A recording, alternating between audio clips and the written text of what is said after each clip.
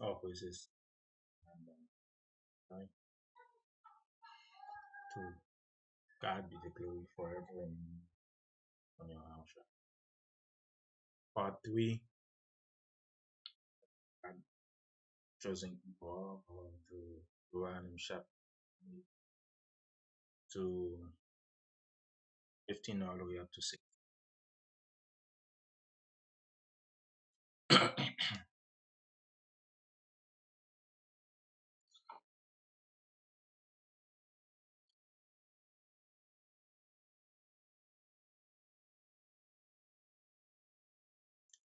Then the last day, people, as it is prophesied, will be in captivity. That's will not be the same way as everybody. Every other nation, chosen people will be hated by every other nation for the hatred that they have toward have been shown ever since they got it.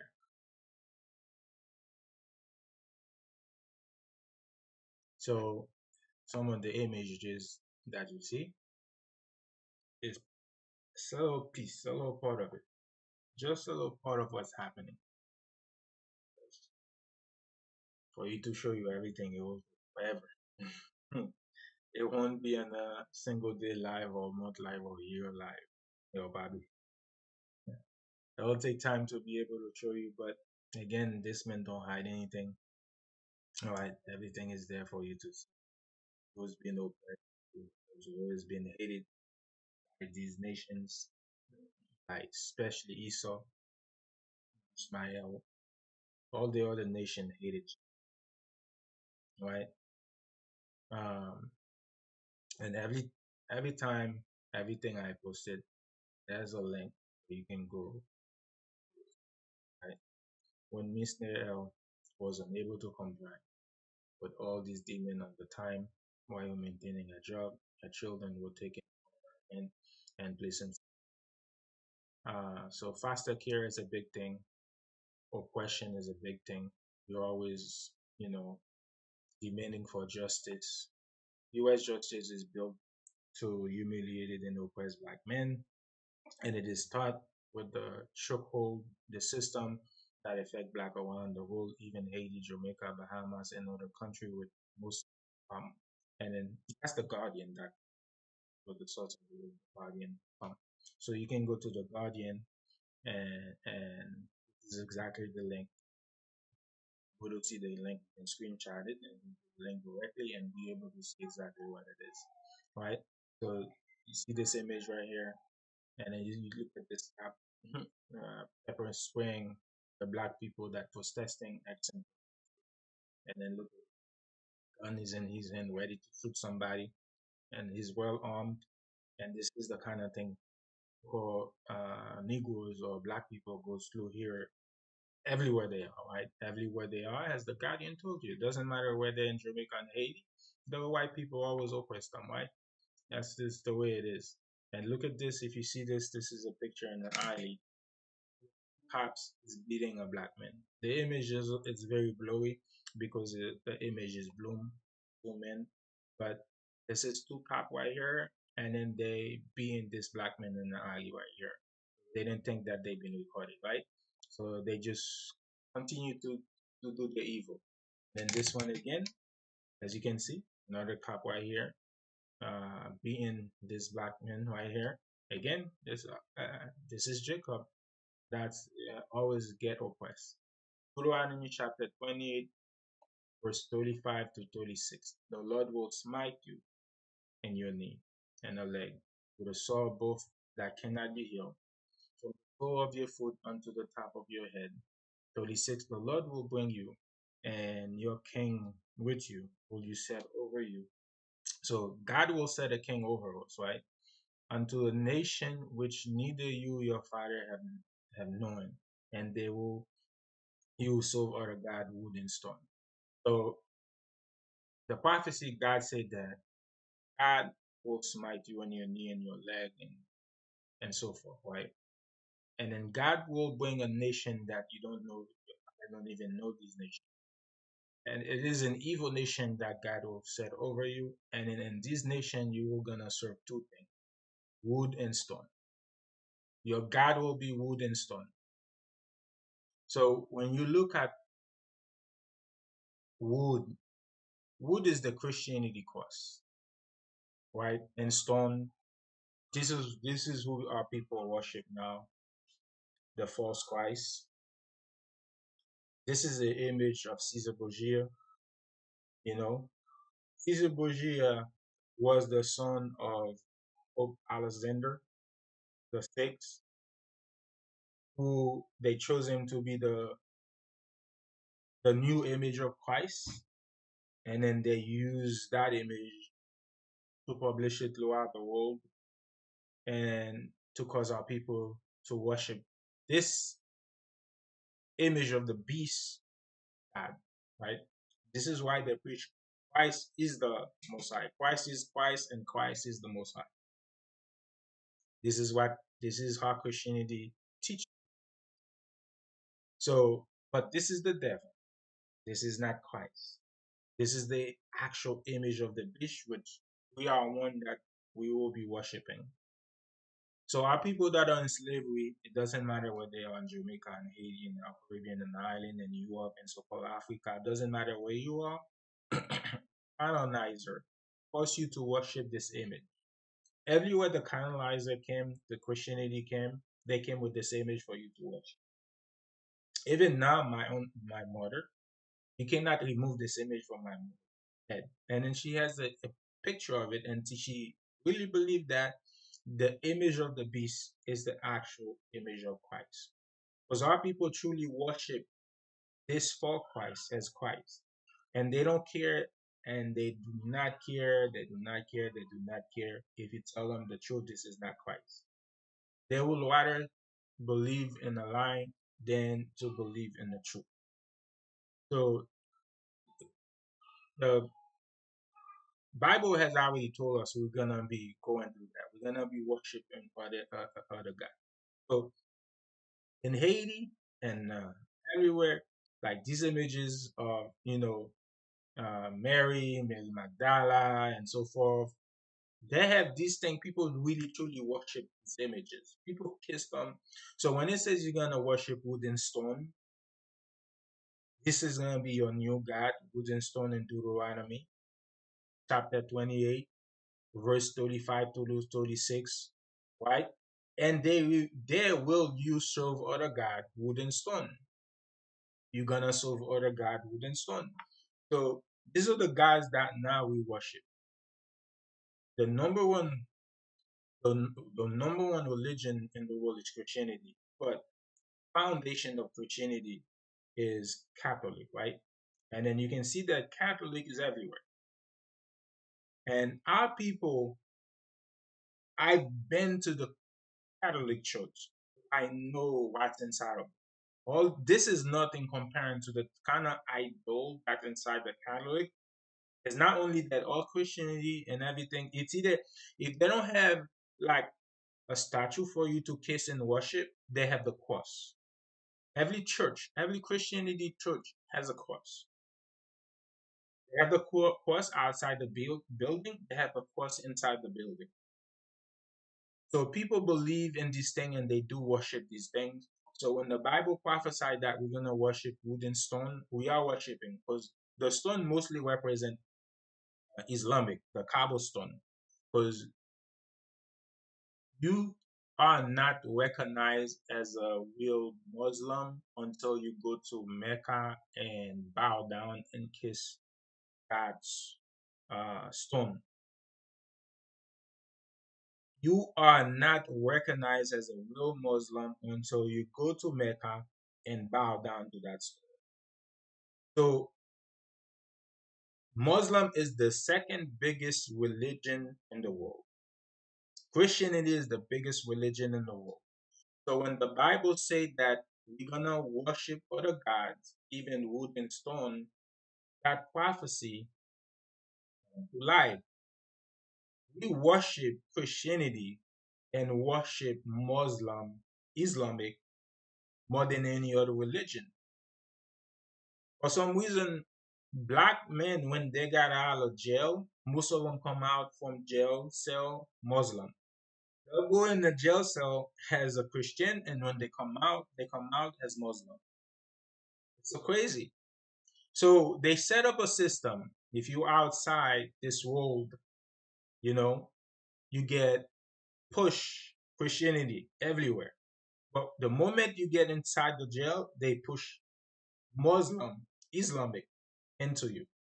So a lot of these black men I see outside, a lot of the time when they say they're Muslim, and then they tell you that if you ask them, okay, how did you become a Muslim? And they'll tell you because they were in a jail, in a jail system. So the jail system created a lot of Muslim black Hebrew Israelite, well, black brothers. They're Hebrew Israelite, but in this wicked world, they don't know that's who they are.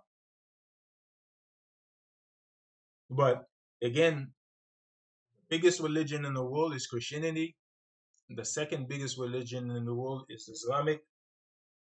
So has a Muslim, has a Christian. These are the two God that we worship. Wood and stone has the prophecy for Deuteronomy chapter 28, verse 37. And you will become a whole, a proverb, a byword among all nations where the Lord will lead you. So it doesn't matter where we live, doesn't matter where we are. Prophecy Deuteronomy chapter 28, one of the curses that we're gonna become a proverb, a byword among all nations. So everywhere where we are, they're gonna call us name. So if we're in Africa, so-called Africa, they have the name for Jacob, Kata. If you in the fake Jews with the little small hat, they call you Kushim. And then if you basically the Arab, they call you Kafir. And then you have the Japanese people that call, or the white people that call you the N word, right? The white people that call you the N word, and then you have the Chinese people, the Asian people that have their own name for you. And then all these names, you see, all these other nation has for Jacob. All these other nation has all these names for Jacob. They hate Jacob. And you can see that, I mean, it doesn't matter where you live, what nation you live among, they hate Jacob. So this is a prophecy that shows that the true people of God are Jacob, are the so-called Negroes, the so-called Hispanic people, and the so-called Native American, right? Because every other nation, the Chinese hate. You can see that the Chinese, even though they're in your community, they have the nail salon, they feeding you their poison food, the Chinese stores, and they still hated you. Like even though they're in your community, right, taking your money, you go into their business to buy from them, and they still do a lot of racism to you. Why are you buying their food in your community? The Arab people who have the gas station in your community, the East Indian peoples who have the corner store, the gas station in your community, same thing. They so racist toward you in your own community, and you people don't do any, never do anything to stop the hate, the racism that these people that's in your own community who don't live in your community, but they come to your community to feed your their poison to you, right? Give you drugs, sell you all kind of gambling.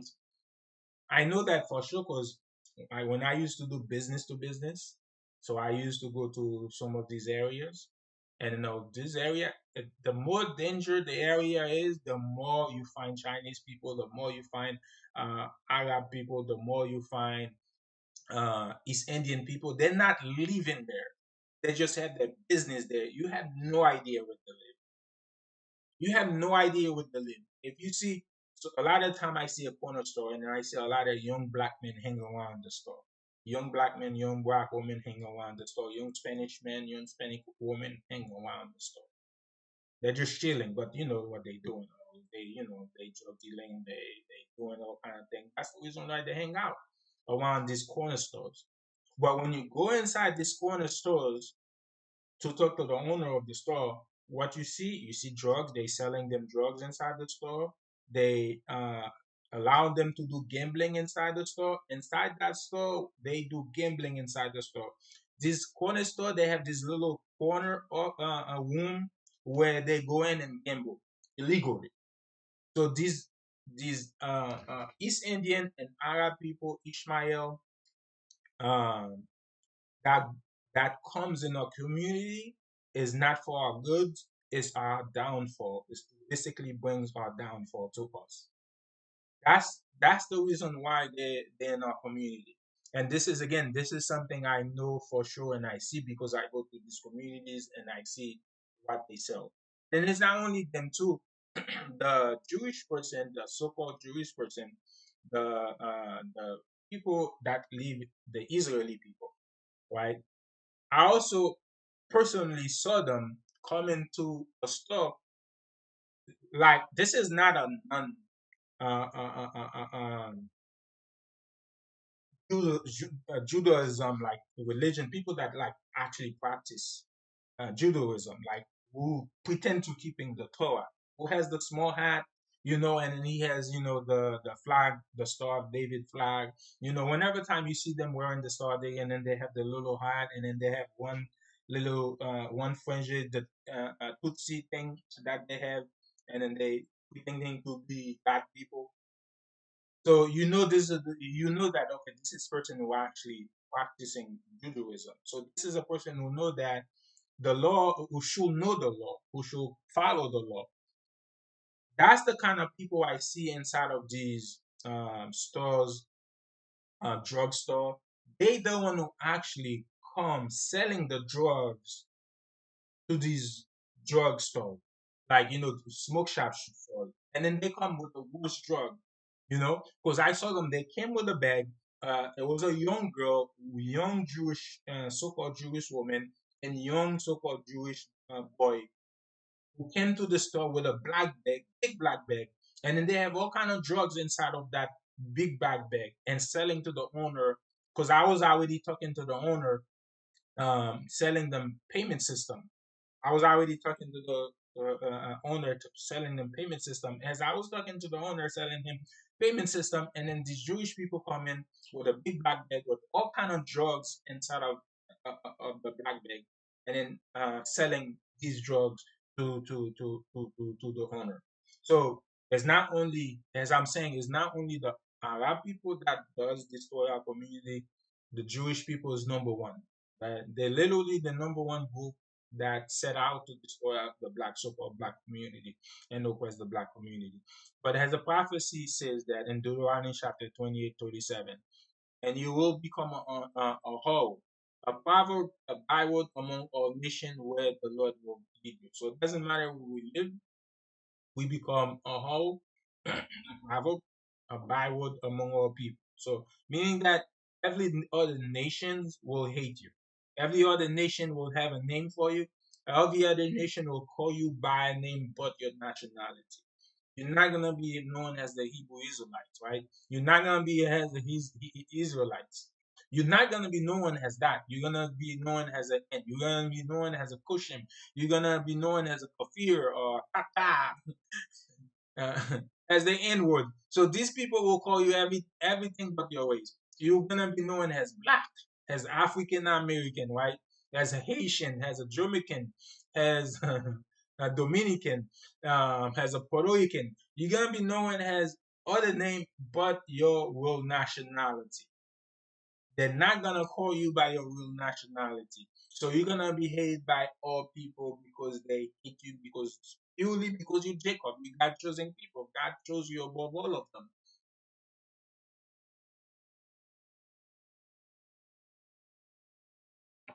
You're gonna be an astonishment, the forgetting of history of human zoo.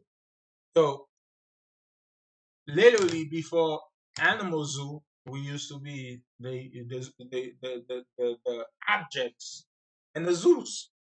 And then this was recent too. This is not something that was during the slavery time. Recently, while I was surfing the internet, I saw a report on London Human Zoo that took place about 9 years ago. Caged and he barely clothed, 8 men and women monkeying around for the crowd.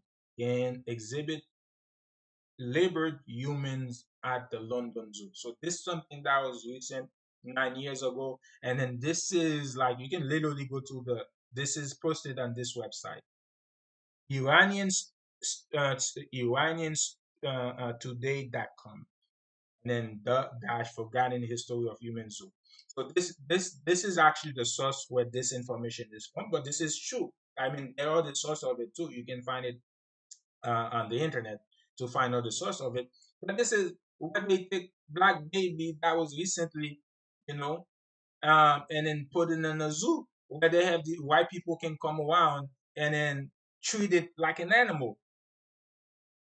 So when God tell you that you're gonna be an astonishment, a byword, a proverb among all people, you are becoming, because that's one of the curse of us not keeping the Torah, of us violating the contract that we make with God, right? Because God told you that because you did not hearken to me, because you did not serve me with all your heart, with all your soul, with all your mind, this is what's going to happen to you. So this is again to prove that who the true God chosen people are. Because God chosen people, God, the prophecy says in the last day, these are the things that's going to happen to you. So you gotta, when you read the curses that Moses told the people, this is what's gonna happen to you, and then you align it with the Jewish people. You don't see these things happening to the so-called Jewish people, but you see them happening to the so-called black people, so-called Hispanic people, so-called Native American people. So you see these things only align to them. It doesn't match their history, but it matches our history. So it shows who the God choosing people are, right? So, who the true God chosen people are according to the prophecies, according to the things that God said will happen to his people, right? Deuteronomy chapter 28, verse 37. And you will become an astonishment, a byword, a proverb, a byword among all nations, whether the Lord will lead you. So it doesn't matter where you go, you're gonna be, as you show in the picture, you're gonna be known by other nations, right? You're gonna be known by N-word, by black, by African American, by colored. We used to be known as the not just colored, the what's the name?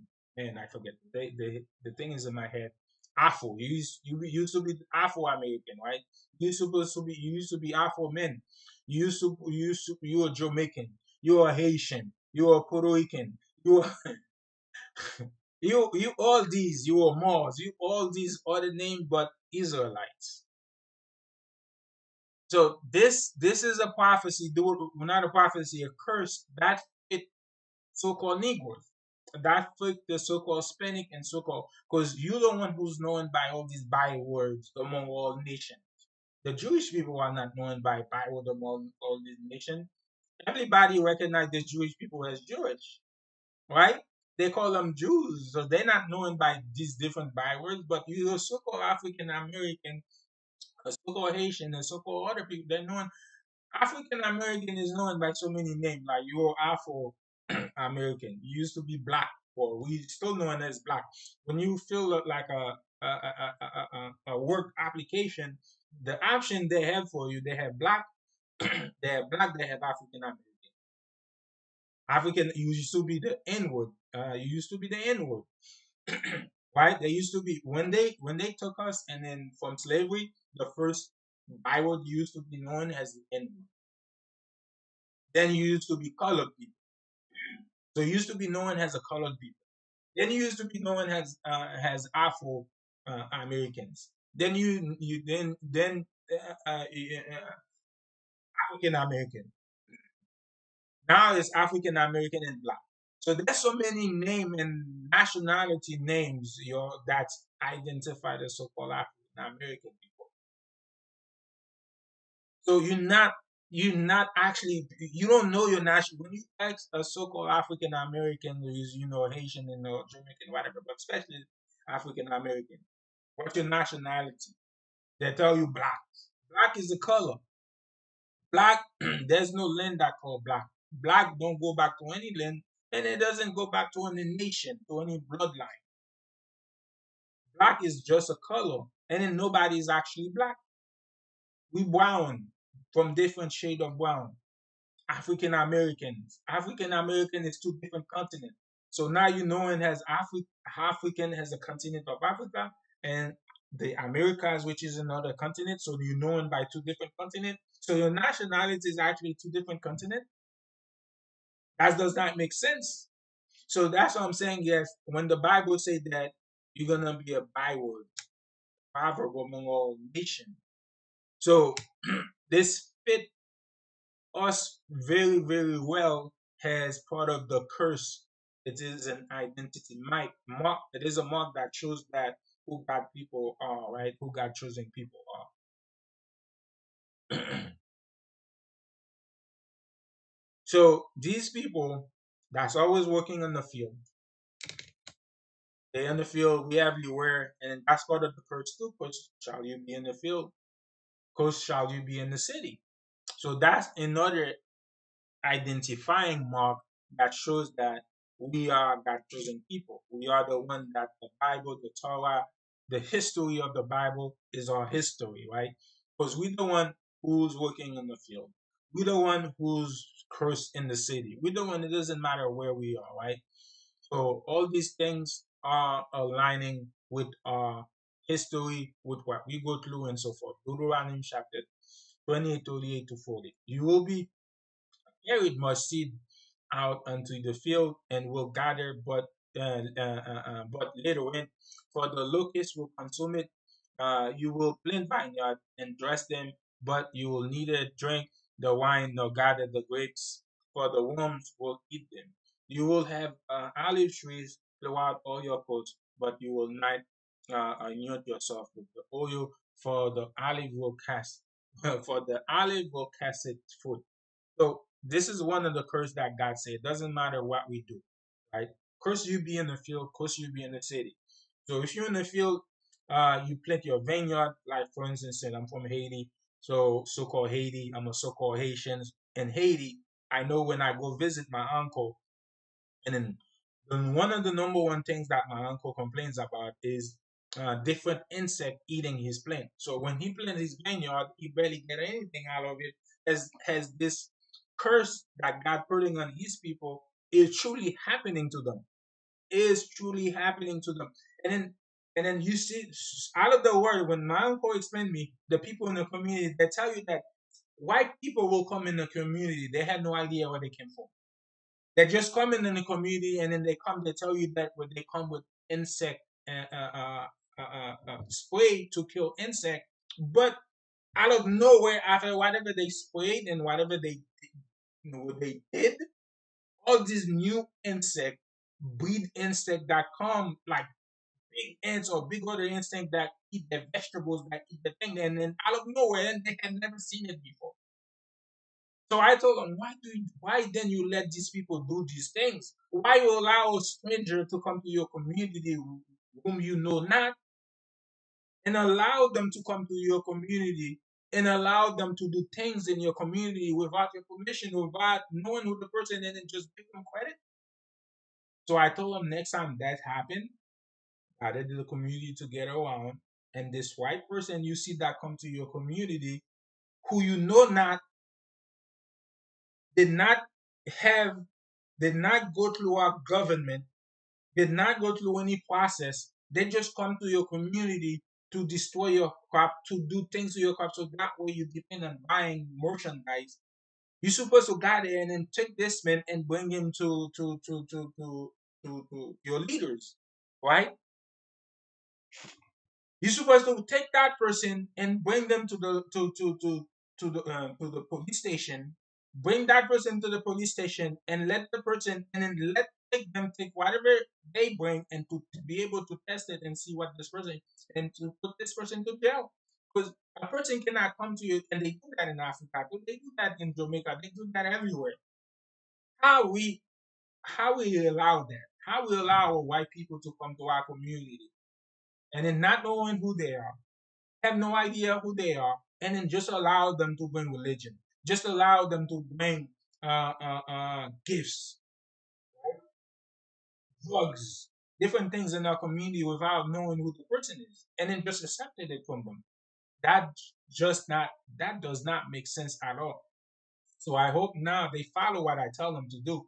Don't allow any strangers, even our own people, do not allow a stranger to come to your community telling you that they come to help you, and then bringing chemicals and bringing other things in your community thinking that they really gonna help you.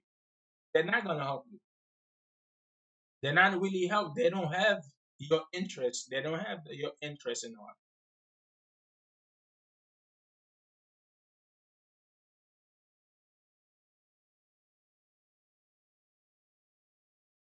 There's videos, videos. I mean, you can always buy conspiracy to hold black, back. Bad blacks. XCAP detail NYPD all of quotas arrest black and Hispanic men. So when I say black and Hispanic, we go through the same plight. We literally go through the same plight. And then this is on the New York Daily News. So this is on the New York Daily News. So the source is from the New York Daily News. So it's not me saying this thing. Last Sabbath, the white people reported my live and got it to be cut off. And then I had to appeal it, and then they restored it. All praises to the Most High God. Has misinformation. None of the things I'm saying is misinformation. The Bible cursing prophecy is not misinformation. It definitely aligns with our history, with what we go through. And then everything that I post in here and that I'm reading, I give the link, the source of it. So New York Daily News, this is something. This is a fact. This is even if the New York Daily News did not post it or talk about it, but this is something that we know as for sure. Right? The cops literally have a quota to arrest black men and Hispanic men. This is a quote by an ex-cop, that an ex-cop tell you that they have a quota that they have to arrest a number of black men and a number of Hispanic men. They don't have a quota to arrest a number of Indian. They don't have a quota to arrest a number of Arab men. They don't have a quota to arrest the Chinese men. They don't have a quota to arrest white men. They don't have a quota to arrest the Hamite, the African men. They don't have a quota to arrest the Japanese men that lives here in the United States. But they have a quota to arrest black men and Hispanic men. That's fact. If an ex-cop is not only one ex-cop that tells you that, there have been many ex-cop that tells you that the cop system here in the United States have a quota to arrest black men and Hispanic men. So again, when the prophecies, the curses in Deuteronomy 28, it aligned with black and Hispanic. So when the Hebrew Israelite tell you that the black and the Hispanic, we brothers, right? That we are the same people. We are Jacob, we are God chosen people because the prophecies align with us. So now you gotta ask yourself, then why do the system have systematically have a system where they cap to have a quota to only arrest black men and Hispanic men. Where they don't have a quota to, as I said before, to arrest Chinese men, to arrest the Arab men, to arrest the East Indian men, to arrest the Japanese men. Why don't only going after so-called black men and so-called Hispanic men? Why don't you see the Chinese men marching for peace and justice? Why don't you see the East Indian marching for justice? The Arab marching for justice? The Chinese, the Japanese marching for justice? The so-called Hamite African men marching for justice? Why you only see the so-called black men marching for justice? So when the Daily News posts this, we were taught by Tasha, close lieutenant, so the lieutenant, his name was Tasha, that we could not get the someone to what they call as a soft target. Maximilian White in his declaration, the soft target they were referring to were white, Asian, Jewish people. So those are soft target, we meaning which mean that don't touch them. So this is in order from the lieutenant who gave it to his cops, to his officers, to tell them that you have soft target, white, Asian, Jewish people. The other nation, they soft target, so don't touch them. Instead, it was emphasized that we need to stop male black. Those were the one Thatcher wanted to go to jail. So this is a quote from the Daily News that an ex-cop is giving an account of what's happening. The order that he received from the lieutenant, and it is the same order that they receive in every cop system here in the United States. The cop was ordered to not touch white people, Asian people, Jewish people, the other nation. He says that his order was to stop black males. Those were the one that Tachas wanted to go to jail. So the black men's and the Hispanic men's are the one that they wanted to go to jail. This isn't a daily news. You can go to the daily news and read it. So I post the link, the source of it. So it's not something I'm saying, but it's something that is well known among all police stations, among the system, that they have a quota towards black males and Hispanic males. That's why the system jail is full of black males and Hispanic males. So these people are not going after. They don't have a quota towards black men. They tell them that the the soft target that will refer. Well, exactly. Let me read it. We were taught that by charter plus lieutenant that we could not give a summon to what they call a soft target. So they cannot give a summon to what they call a soft target. It says Maxillian White in his declaration, the soft target they were referring to were white, Asian, or Jewish people. So they had a soft target. So the soft target, you cannot give them a summon, meaning that you cannot arrest them. Instead, it was emphasized that we need to stop black males. Those were the one that Thatcher wanted to go to jail. So the main target are so-called black males, the so-called African American, the people that refer to them as black males. Every time when you ask them what your nationality is, they automatically say, "Oh, I'm black or I'm African American." So when the prophecy in Deuteronomy, the curses, you see that it's aligned with the black and Hispanic people. Again, this continue to prove that who God chosen people are, who are the real Jews, who the prophecies align with. The prophecies don't align with the fake Jews, the so-called Jewish people who call themselves Israeli, Jewish, who the world know, but Revelation chapter 2 verse 9 say,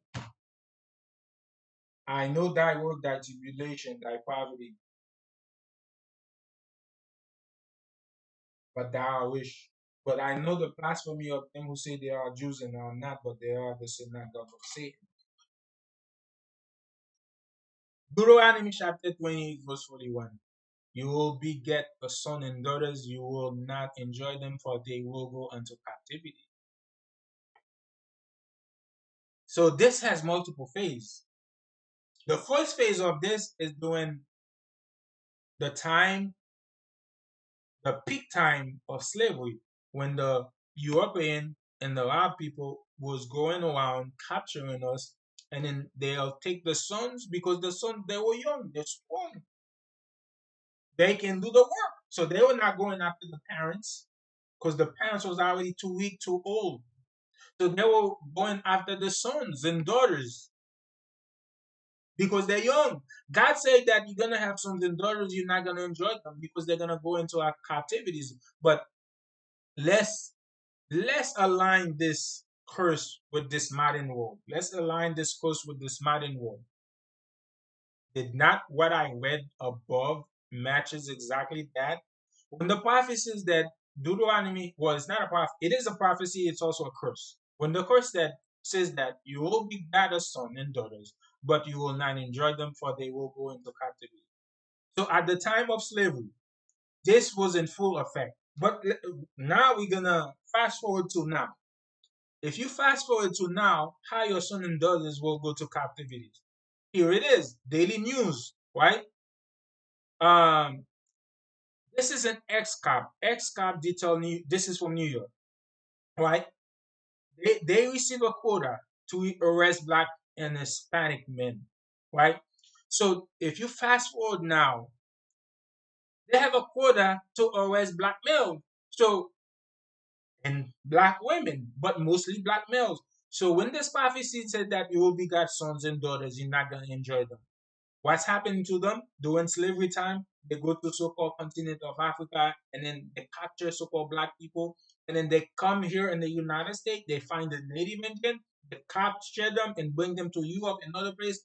They take people from so-called West Africa, bring them to the island, and then when they get to the island, they find the native, which is the Tainos.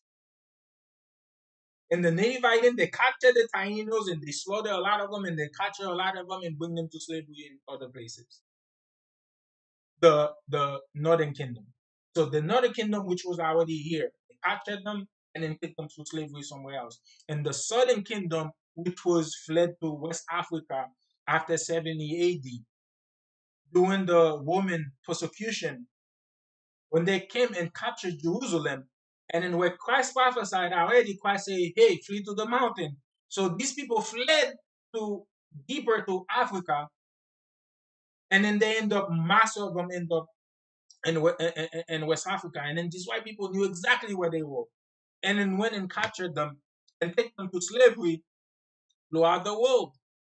So this first, Deuteronomy chapter 28, verse 21, God say you will be God daughters and son, you will not enjoy them. So that happened a lot throughout history. But this modern day, where we so-called free, is still happening to us. They're still capturing your son and your daughters and put them to jail. It's not only through the jail system, but also the foster care system. My sister, who has two daughters, and then she was doing whatever she was doing. She was at work or whatever she was doing, and then she left her kids at her baby sister, but she didn't get there on time. I guess she left the kids a little bit later than she should have been. But this is people, her family, people that she knows. They call foster care, and then they came and took the kids, and then now she lost her kids forever. So this thing, and it's not only that. Sometimes the foster care comes and take your child away from you and put into the foster care system. So again, this prophecy, they're gonna take your daughters, son and daughters, and you're not gonna enjoy them. So it's in full effect and still this modern day, either through the foster care system or to the jail system. And not only that, through the foster care system and the jail system, how many young men, black women, and Hispanic young men, Hispanic men that get go missing every single day. So you're still being captured into slavery for sex slave, for human, for organs, for parts, all these different reasons. They're still capturing our people in so many different ways. Where the parents they go missing and then they never see them again. So they're not enjoying their daughters and their sons. Either they go to the jail system, they go to the foster care system, or they just take them and then they just disappear. So again, this is not happening to the Jewish people. This is a prophecy of what Moses said that's going to happen, a curse that's going to happen to God choosing people in those last days for not keeping the commandment. But I see the Jewish people are the most blessed people. Their children not been taken captivity. They have no history of their children taken to captivities. Even I recently saw a video where this Jewish woman is talking about the Holocaust, where she says that those pictures were fake. Because she said that at the time when these things was happening, there was not really camera, that technology was around to take videos and pictures, and then for them not to be have proof of pictures. This is our own Jewish person that's saying that whatever they're showing you is fake. It's made up. So, but with our history, you cannot say that it was fake. It's still happening to us modern day. When was the last time you heard that a Jewish person go missing? But you hear every single day how many people of our people that are go missing. Hundreds of our people go missing every single day. This is every time I hear a notification on my phone, a black boy is missing, a black girl is missing, this child is missing. There's always a black kid, a black boy, a Hispanic kid, a Hispanic woman, child that goes missing. The jail system, you go into captivity, still happening to us. It doesn't happen to the Jewish people. So that's again to prove that who God chosen people are versus the people that claiming to be God chosen people. African children bound for slavery in the colonies of the West Indies, Bahamas, Cuba, Jamaica, Haiti, and South Africa, as well as the colonial state of America, were treated with the cruelty with the utmost defies the human imagination. So this again, this is a source of this. It's face to face Africa, face to face Africa. .com, face to face Africa.com. This quote is from that, right? So, but let's say that even in Haiti, all of them are non-native black or slave descendant. In every black country, you will find a non-black person descendant and is the richest people in the country. So it doesn't matter you in Haiti, you in Jamaica, you in Cuba, you in Bahamas. It doesn't you in Dominican Republic. You're gonna see a group of small percentage of European colonizer or Arab or the fake Jews. You see this guy right here? He's the richest person in Haiti. He's the only Jewish person is the only billionaire in Haiti. A Jewish person is the only billionaire in Haiti. The only Jewish person that's in Haiti is the only who's been living in Haiti for generations who owns live in Haiti is the only billionaire. Mm, think about it now. But he's supposed to be the one curse. But you're gonna see one of the curses that they're gonna live among you, and they're gonna go up very high, and you're gonna come down very low. Again, that's the and then again, this is the one I'm gonna read, Deuteronomy 28:43. The stranger that is within you will go up above you very high, and you will come down very low. So these are the strangers that live among us. These are strangers. So this slave master that come lives among us. He's the richest person in Haiti. He's the only billionaire in Haiti, and he just happened to be a Jewish person, and he's the richest person in Haiti. Get this. Also, too, he's the richest wherever he is. She's the richest. This is billionaires in the Caribbean.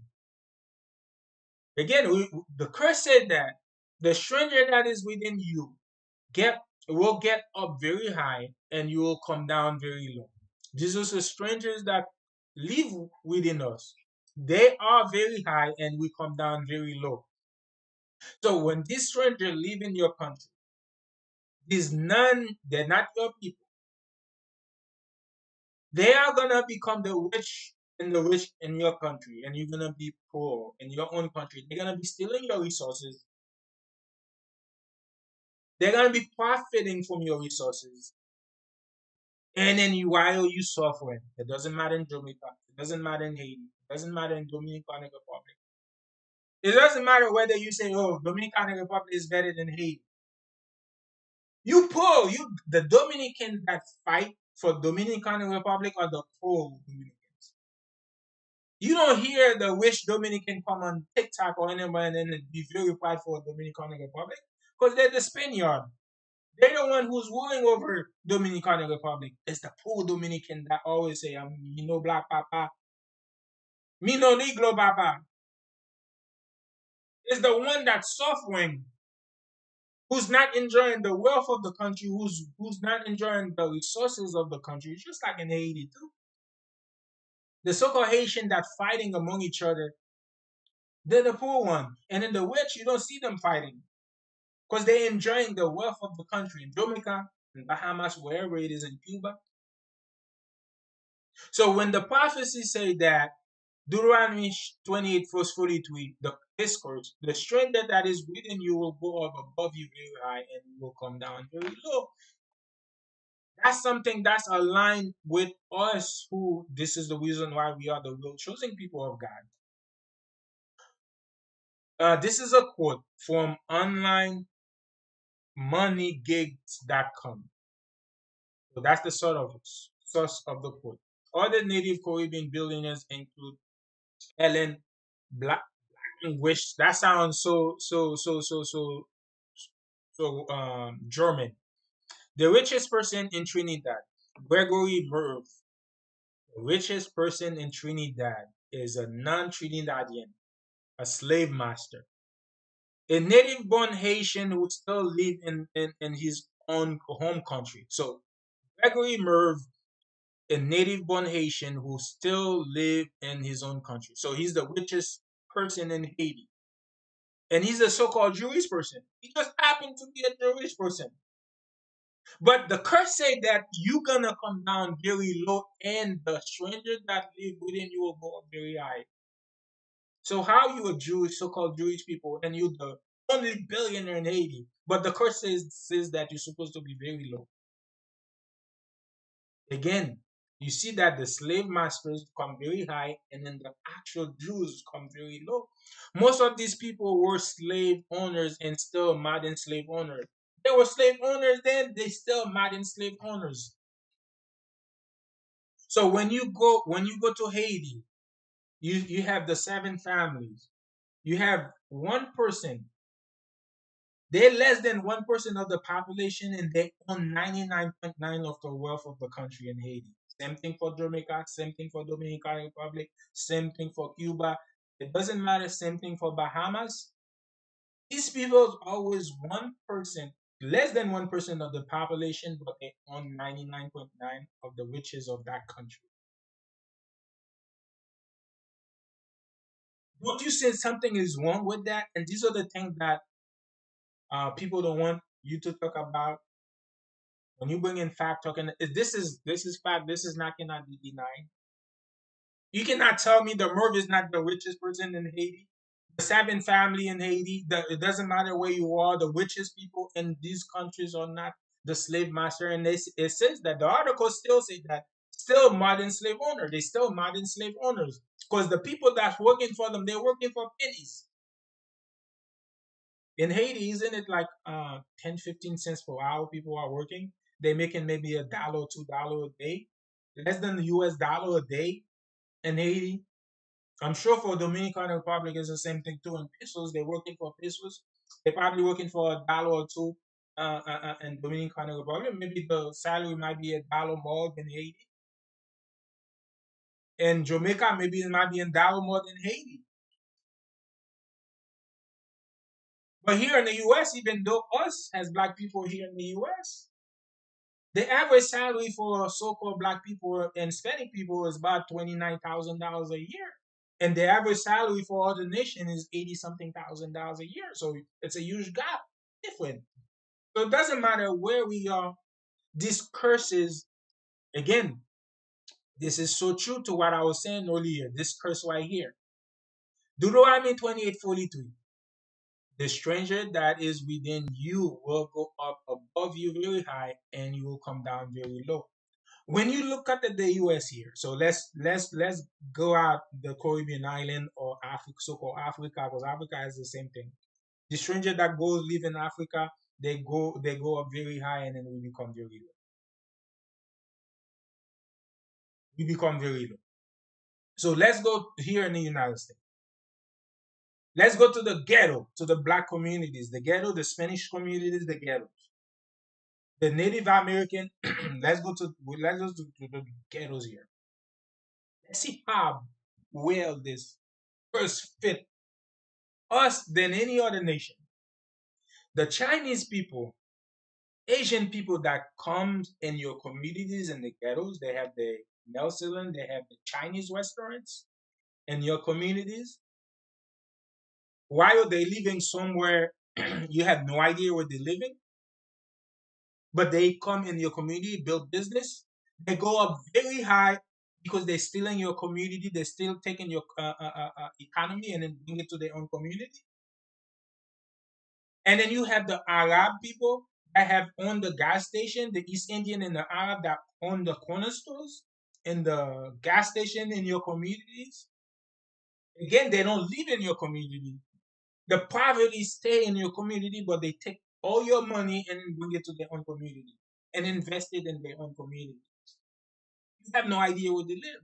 So this prophecy, when God said that one of the curse that the stranger, the Arab people, the Chinese people, the East Indian people, the so-called African, the Hamite that come and build their businesses in your community, they're gonna go up very high and you're gonna come down very low.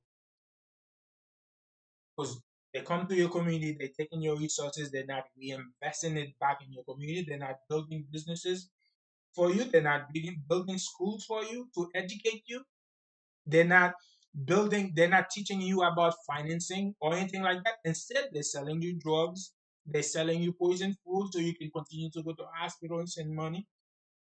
They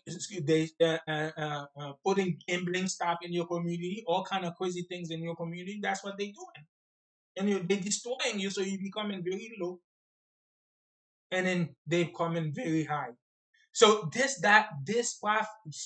curse that God said that's gonna happen to His people because we're not keeping the commandments and these last days, because He said this will be a sign upon you forever until Christ come back, until the curses is lifted up on you. Because it's when Christ come back, those that have repented and believe in Christ and keeping the commandment according to Revelation chapter 14, verse 12. Here are the patient of the saint. Here are they that keep the commandments of God in the faith of Christ. Those are gonna be the curses is gonna be lifted on them. And the prophecy says God is gonna lift up those curses on you and put it on the other nations. So if you look at the Jewish people, these things are not happening to the Jewish people. The Jewish people have their own community. It doesn't matter what the Jewish people live, they have their own gated community. They have their own hospitals. They have their own police system. They have their own restaurant. They have their own market. They don't go shop where you shop. They don't go to the hospital you go to. They don't treat the same way. So you don't go in a Jewish community and become very high and they become very low. That does not happen. This is the only Jewish person that's in Haiti, and he's the only billionaire in Haiti. Now you tell me that how this curse match align with the Jewish community. How this curse supposed to be on them forever until they repent and Christ come back. And if God's will, they are forgiven. How does that prophecy align with the Jewish community? Tell me any stranger that goes live within the Jewish community and become very high, and then the Jewish person and the Jewish community become very low. Show me an example. Show me an example. The Jewish peoples want everything. They want everything. They're behind everything. So how does this align to them? But you can see that it aligns with us so perfectly. It doesn't matter where we are, it aligns with us perfectly. So when I say that, who is the true people of God, the chosen people of God, the 12 tribes, who scattered abroad, who was taken to captivity because they break covenant with God. And where curses is gonna be upon them until Christ come back, until the time of judgment comes. Now, when you're aligning prophecies with history, now it makes sense.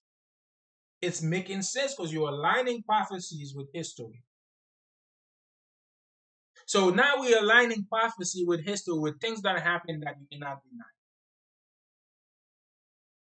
So these people who truly they come among you, they become very high, you become very low because they comes in within your community. They have power, they have money, they have wealth.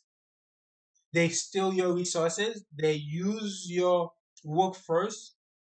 They pay you pennies while they make billions. So the factories in Haiti, These people that works in the factories in Haiti, everywhere they are, they get pennies for hours, and then this shirt or pins that they make in Haiti, and then they go sell it for $50, $100, $100 something dollars. So this prophecy aligned with so-called black people so perfect. We take loan, but we do not give loans as a nation. This is another prophecy. Let me read the prophecy. Let me see.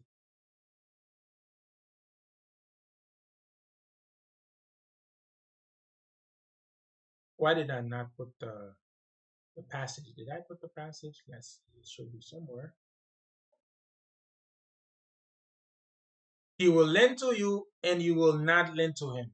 Even so, he will lend to you, you will not lend to him.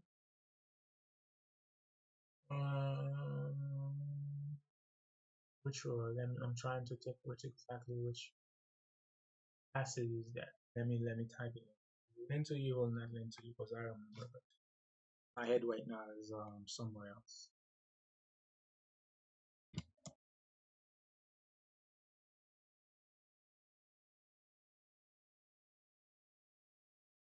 Oh, Deuteronomy chapter 13.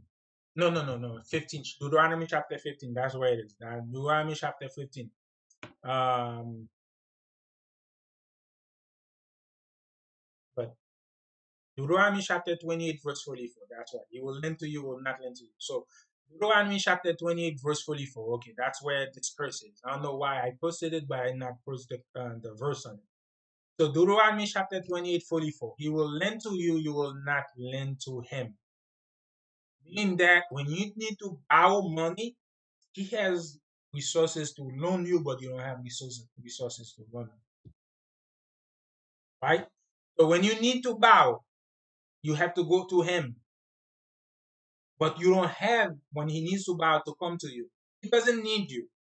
He can go to his own people. When he needs to borrow, he's gonna go to his own people because he knows that he's gonna get a better way. So even like a so-called one black person on a because I hear that there's a black bank. Even if you have one black single black bank, do you think the other nation is gonna come to this black bank to borrow money? It's our people that's gonna, but they're not gonna come to you. So when the prophecies say that he will lend to you, but you will not lend to him. So when we need to borrow money, we go to the bank and borrow money. When they need to borrow money, they don't need to come to us to borrow money. Again, Jewish people own most of the bank. This is how the Jewish people is able to have the kind of power they have. It's two main reasons the Jewish people is able to control the world the way they control the United States is money and information. Information is number one. The number one source of controlling politicians, of controlling celebrities, of controlling people of power, even the pastors, is with information. So information is the number one tool that the Jewish people use to control things. The second thing is money.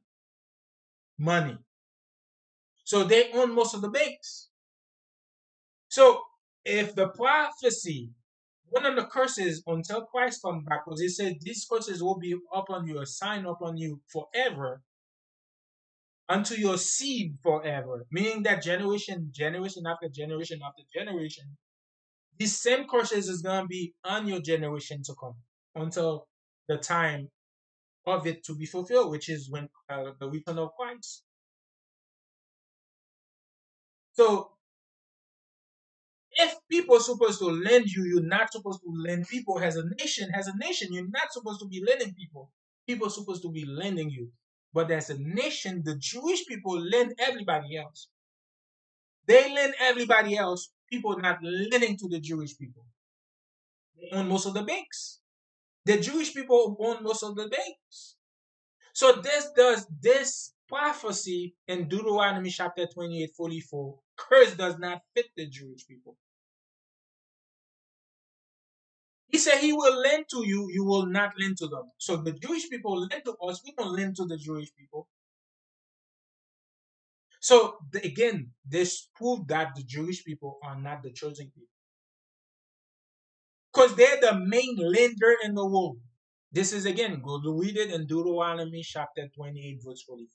But the black communities, the so-called Negroes, the so-called African American, the so-called Haitian, the so-called Jamaican, the so-called who are the real chosen people of God, we don't lend people. So you see that the curses is on us. This curses is on us. And then, as I say, we go down low and they go down high. You continue to see that Haitian are become poor and poor and poor. The Dominicans are becoming poor and poor and poor. The Jamaican are becoming poor and poor and poor. The so-called African American have become poor, poor. The Puerto Rican are poor, poor, poor, poor. The Cuban are poor, poor, poor. Venezuelan are becoming poor and poor and poor. But you see, the Jewish people are becoming richer and richer. The white people richer and richer. So it doesn't align with you. Align with us. This is why we Hebrew Israelites said the Bibles are historical book. It's our history book. It's our book. You stole and you taken our identity. You stole our identity and then you have taken our history. Nothing in the Bible. That's why you read the Bible. That's why you see us. We use the Bible as our only weapon. Only weapon is the Bible. And then that's why we're so prideful about the Bible. You see us preaching the Bible. You see us taking the Bible as our like we eat the Bible in the morning, we eat it at night, we drink it, we consume the Bible, the Torah, the Tanakh, the New Testament. We believe in the whole Bible, but you don't see you people believe in the Bible. Most of you people anyway are atheists. You don't even believe in God. I don't see Jewish people in the corner of the street preaching the Bible. I don't see the Jewish people looking for the other nine tribes. But we the one who's doing it because the prophecy says that at the end of time, we're gonna remember who we are. We're gonna be waking up and we're gonna be teaching the truth. But I don't see you people do that because you people are enjoying your time. Most of you are atheists. One of the biggest gay parade every year is in Jerusalem, but supposed to be following the commandments of that, huh? You're supposed to know that men shall not lie with mankind. And then you don't even believe in Christ, so you don't even believe in the New Testament. You don't even believe in the mercy that Christ brought. You don't even believe in the mercy that Christ brought. So if you don't even believe in Christ, you only believe in the Moses law, aren't you supposed to be killing these people, stone them to death? Because that's what the law say. The law say he that if a man lie with mankind as womankind, it is an abomination. He will surely be put to death. So why are you not putting these people to death? I never see any video or hear any this story where you're putting these people that practice gays and stuff and lesbian in Jerusalem and put them to death. Because you don't believe in the mercy of Christ. You don't even believe in Christ. You only believe in the Moses law.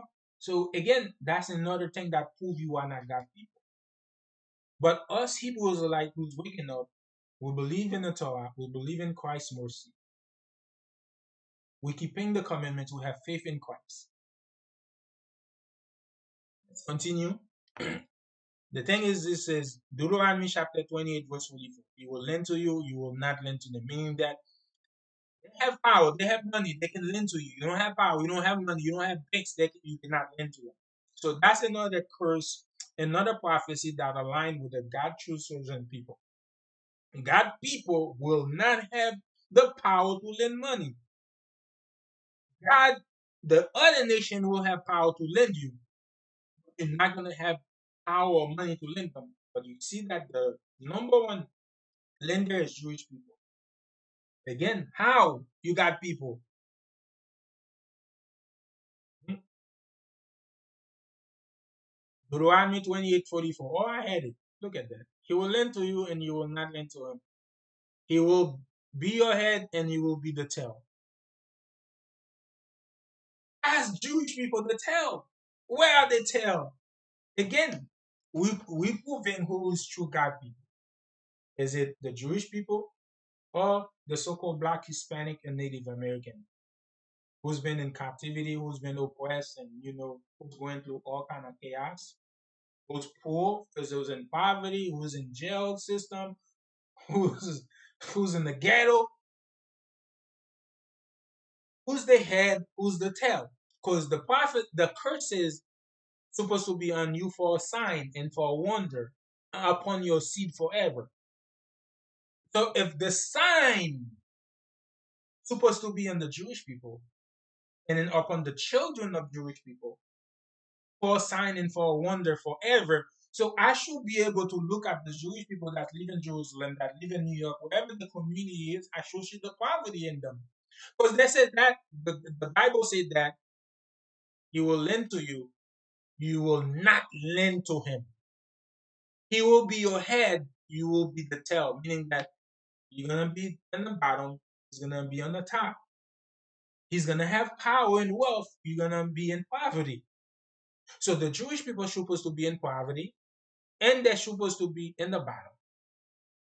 So now, when you do your research, the biggest banks in the world, you see who's the founder of the banks, the owner of the banks, and you search their nationality, you will see that those are Jewish people. The biggest companies in the world, when you research the owners and then you research their nationalities, you see that they're Jewish people.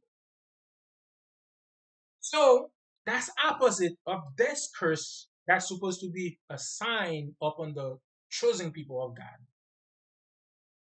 You are the head. You are the lender. You are the main lender, actually. And you are the one in controlling of the politician. You are the one who actually write the legislation for even here in the United States, the most powerful country in the United States. You're the one who write that legislation. Are you the tail, not the head? None of these politicians and business owners and celebrities can say anything against you. They cannot speak anything against you. Look at Kyrie Irving, what happened to him. Look at Kanye West, what happened to him. Look at Nick Cannon, what happened to him. And so on and so on. Every time a celebrity, Kyrie Irving didn't even speak about you. All he did was repost something. That's it. And then he had to pay over $500,000. He had to apologize. He has to donate time, make to whatever. I mean, that's crazy. That shows how much power you have. That shows how much you're the head, not the tail. Do we have the power to do that as a black people who's the tail? We don't have that kind of power. When something happens to us, no one speak on behalf of us. We have to cry, justice, justice, justice. We want justice, justice. It proved that we the tail, we not the head. It proved that we don't have the money, the wealth to loan to any other nation. The other nation lend to us, and then you the number one lender. Again, how you Jewish, how you God people. Again, they are the head. They are the head. We the tail.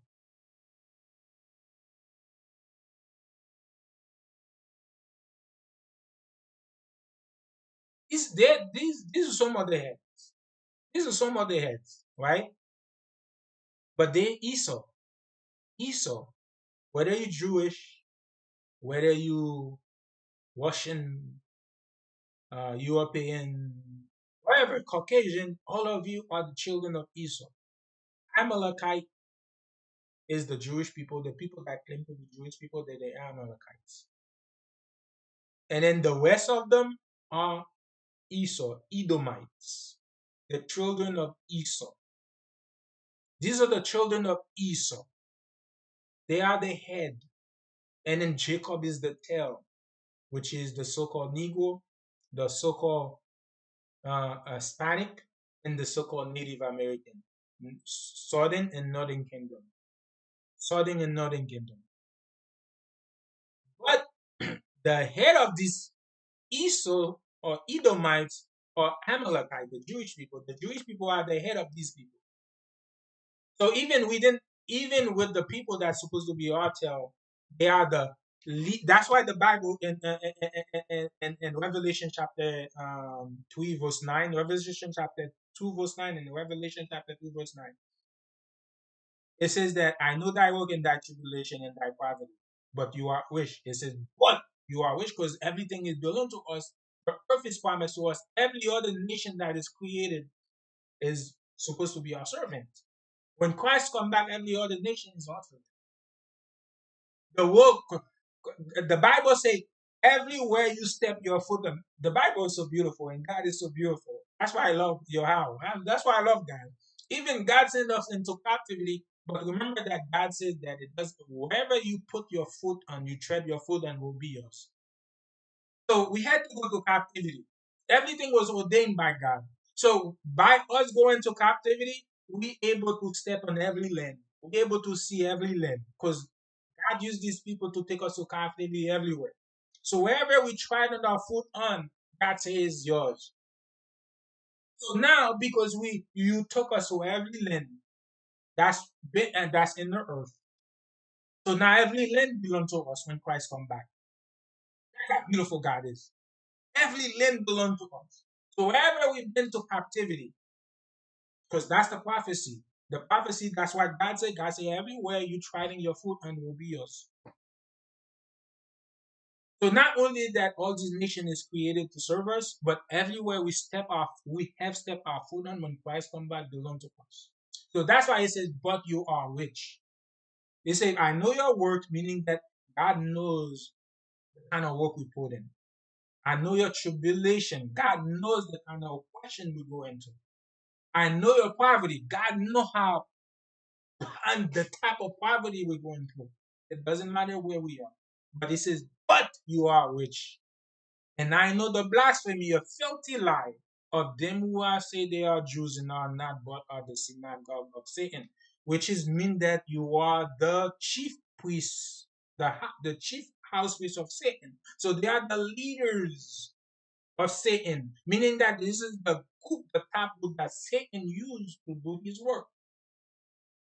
So the Bible already tells us that the Amalekite people pretending to be Jewish now, they claiming to be Jews, but they are not, but the synagogue of Satan, which is the chief house of Satan. So they are the leaders of the Edomites. So they are the top of the food chain of the Edomite. That's why you see they control everything. That's why you see the other Edomite cannot go against them. It doesn't matter how powerful you see Trump, which is he's supposed to be the most powerful man in the world. Because this is the most powerful. The United States is the most powerful country in the world because it was prophesied. It's the last power. It is the last power of the end before Christ come back, before we take over. There's not gonna be any other power. Don't worry about China, where people say China will probably take over the United States in power in so many centuries, or Russia. That's not gonna happen. China has its time to rule, and China was then that time has already passed. China, every nation has their time to rule already in their past. The last power is the United States of America, the daughter of Babylon, the great whore. The great whore, the daughter of Babylon, is the last power of the world. After this power is over, China is not gonna take over. China is not gonna be the most powerful. Russia is not gonna be the most powerful. Once the United States is destroyed and the midst of the United States is being destroyed, Christ will come back. Because that's what the prophecy says, right?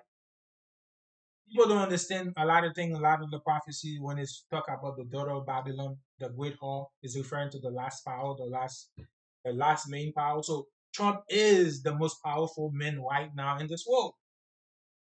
The United States is the most powerful country in the world. There's no doubt about that.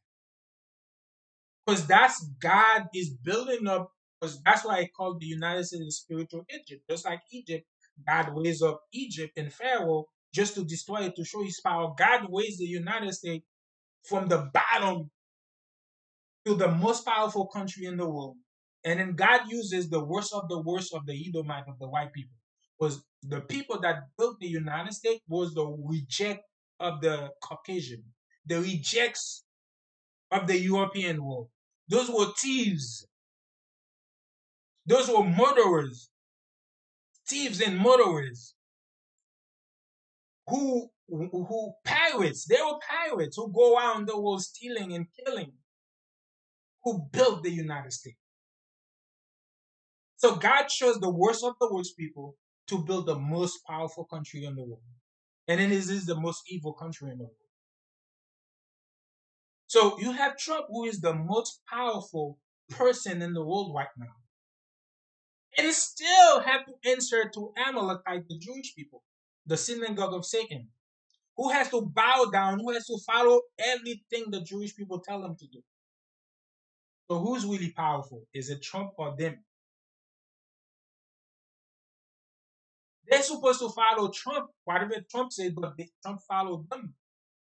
Trump cannot say anything against them. Trump cannot go against them because they directly work for Satan. That's why Revelation chapter 2, verse 9 say they are the synagogue of Satan. They are the chief priests of Satan. That's why everything is in their control. Banks, money, information is in their control. So you have the most powerful person in the world who's in their control. The most powerful country in the world is in their control. The United States is the most powerful country in the world, and now Trump is the most powerful person in the world right now, but it's still in being controlled by the synagogue of Satan. This country is still being controlled by synagogue of Satan. Make it make sense. Make it make sense. Make it make sense. Don't you see when Trump speak, every other country they fear, they get afraid. Don't you see with the tariff, how all of them just collapse him? All of them are just making deals with Trump's because they know how powerful the United States is. They know the United States can crumple the economies. They know the influence that the United States has. The United States is the most powerful country in the world. The United States is the most powerful country, the most influential country in the world.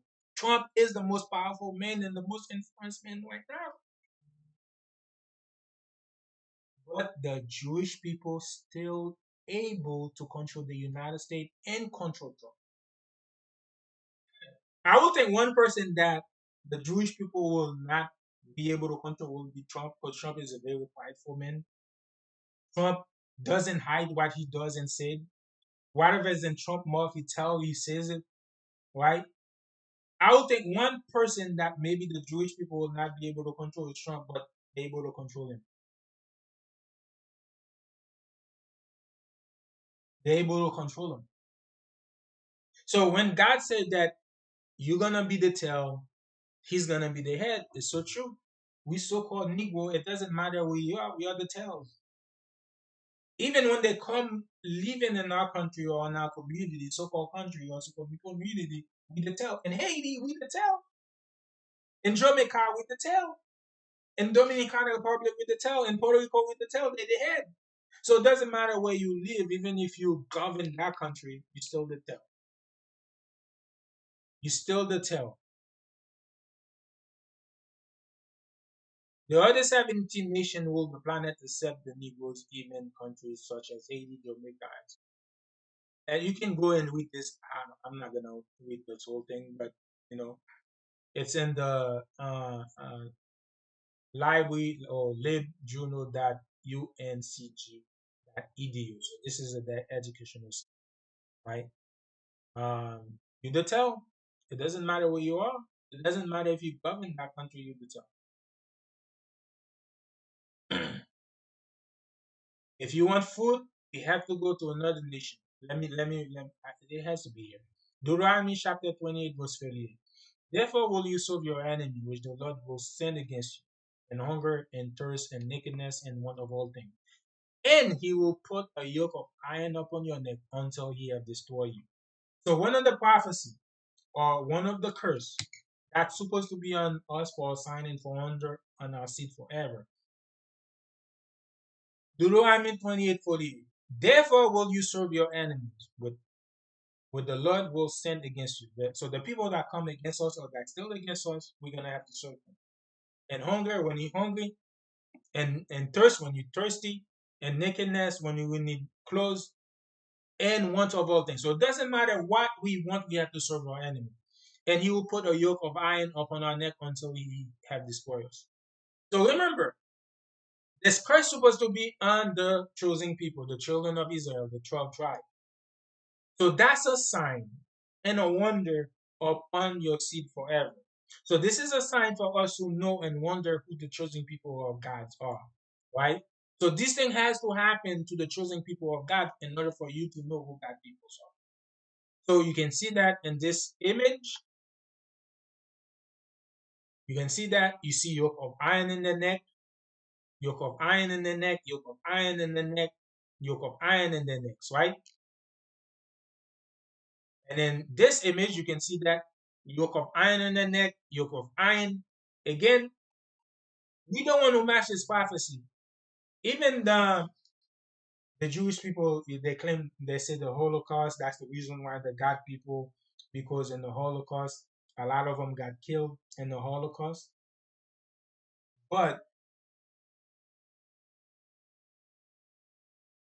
I never seen an image of you with yoke of iron in your neck. They say, oh, this has happened during the woman captivity. Even in woman time, this never happened. I don't read the history in the woman captivity where this was happening. When the women were in control of Jerusalem. It's just like right now, the United States is in control of Puerto Rico, Hawaii, and so forth, Haiti, and so forth. They oppress them and everything, but they're not in captivity. They're just in control of their resources, they control the decision, they influence everything that they do.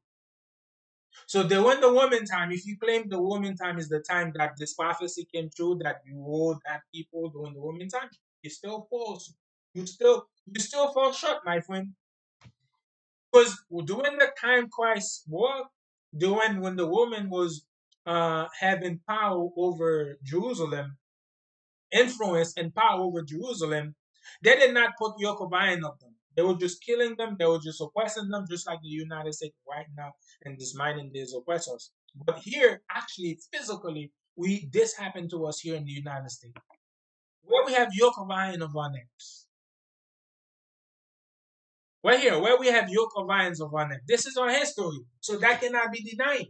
So the prophecy and the curse that say Deuteronomy 28:48, they will put a yoke of iron on you until you destroy it. Just like a dog, if you train the dog, you chain the dog, and you train the dog. Once the dog is trained, you can remove the the the the, the chain or yoke from the dog. Now the dog will do exactly what you says.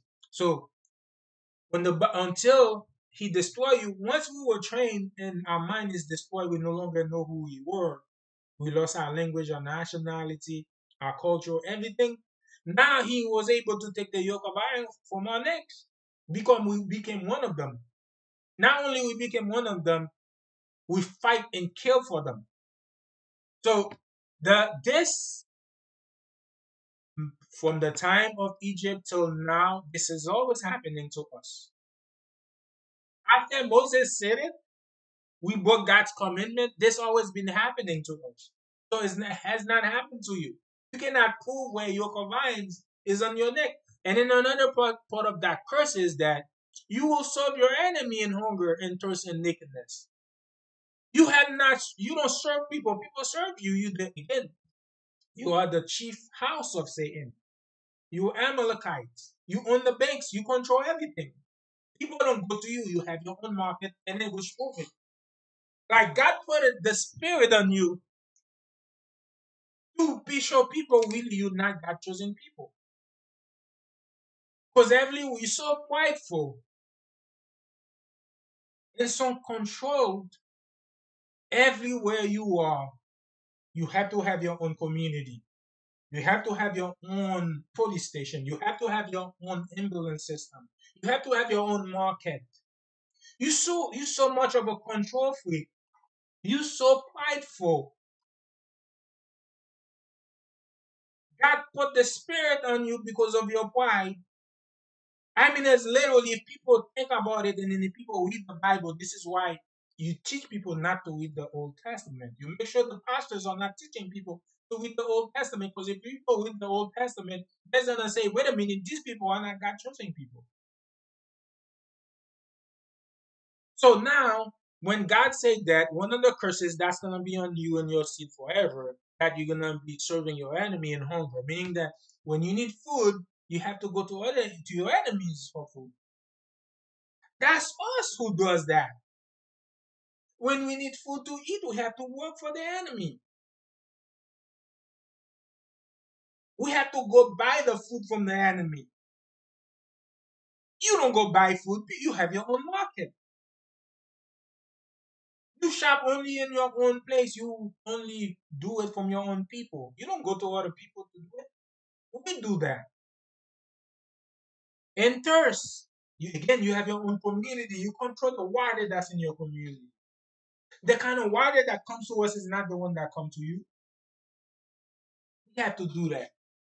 And nakedness and clothes, you have your own clothing line funding system. You don't shop where we shop. And once of all things, we need a birth certificate, death certificate, education. You have your own educational system. When we sick, you have your own hospital. We don't. We have to go to our enemies. When we need an education, we have to go to the enemy's school system. You have your own school system. How you got chosen people when you don't fit any of the curses, any of the prophecies? Now, who the true God chosen people are? Those that fit those prophecies. And a yoke, and then this is the killer, and they will put the yoke of iron upon your neck until they destroy you. You can see the yoke of iron. This does not do justice to actually how much yoke of iron that goes on our neck. And then this yoke of iron was removed from our neck until they destroy us. Now we destroy it. Now we Christian, we African American, we blacks. We practicing birthday, we celebrating Christmas, we celebrating 4th of July. We vote, we marching for justice. We destroy. So the yoke of iron was removed from our neck until we were destroyed. So we destroy. So the yoke of iron was removed from our neck. Because now we feel like we're part of the culture. We feel like everybody love everybody. We feel like everybody's equal. But how is everybody's equal? That would even that saying of itself doesn't even make sense. In what sense anybody's equal? God did not create nothing equal. You have human beings that were created. You have people that are fat, people that are skinny. You have people that are tall, people that are short. You have people that are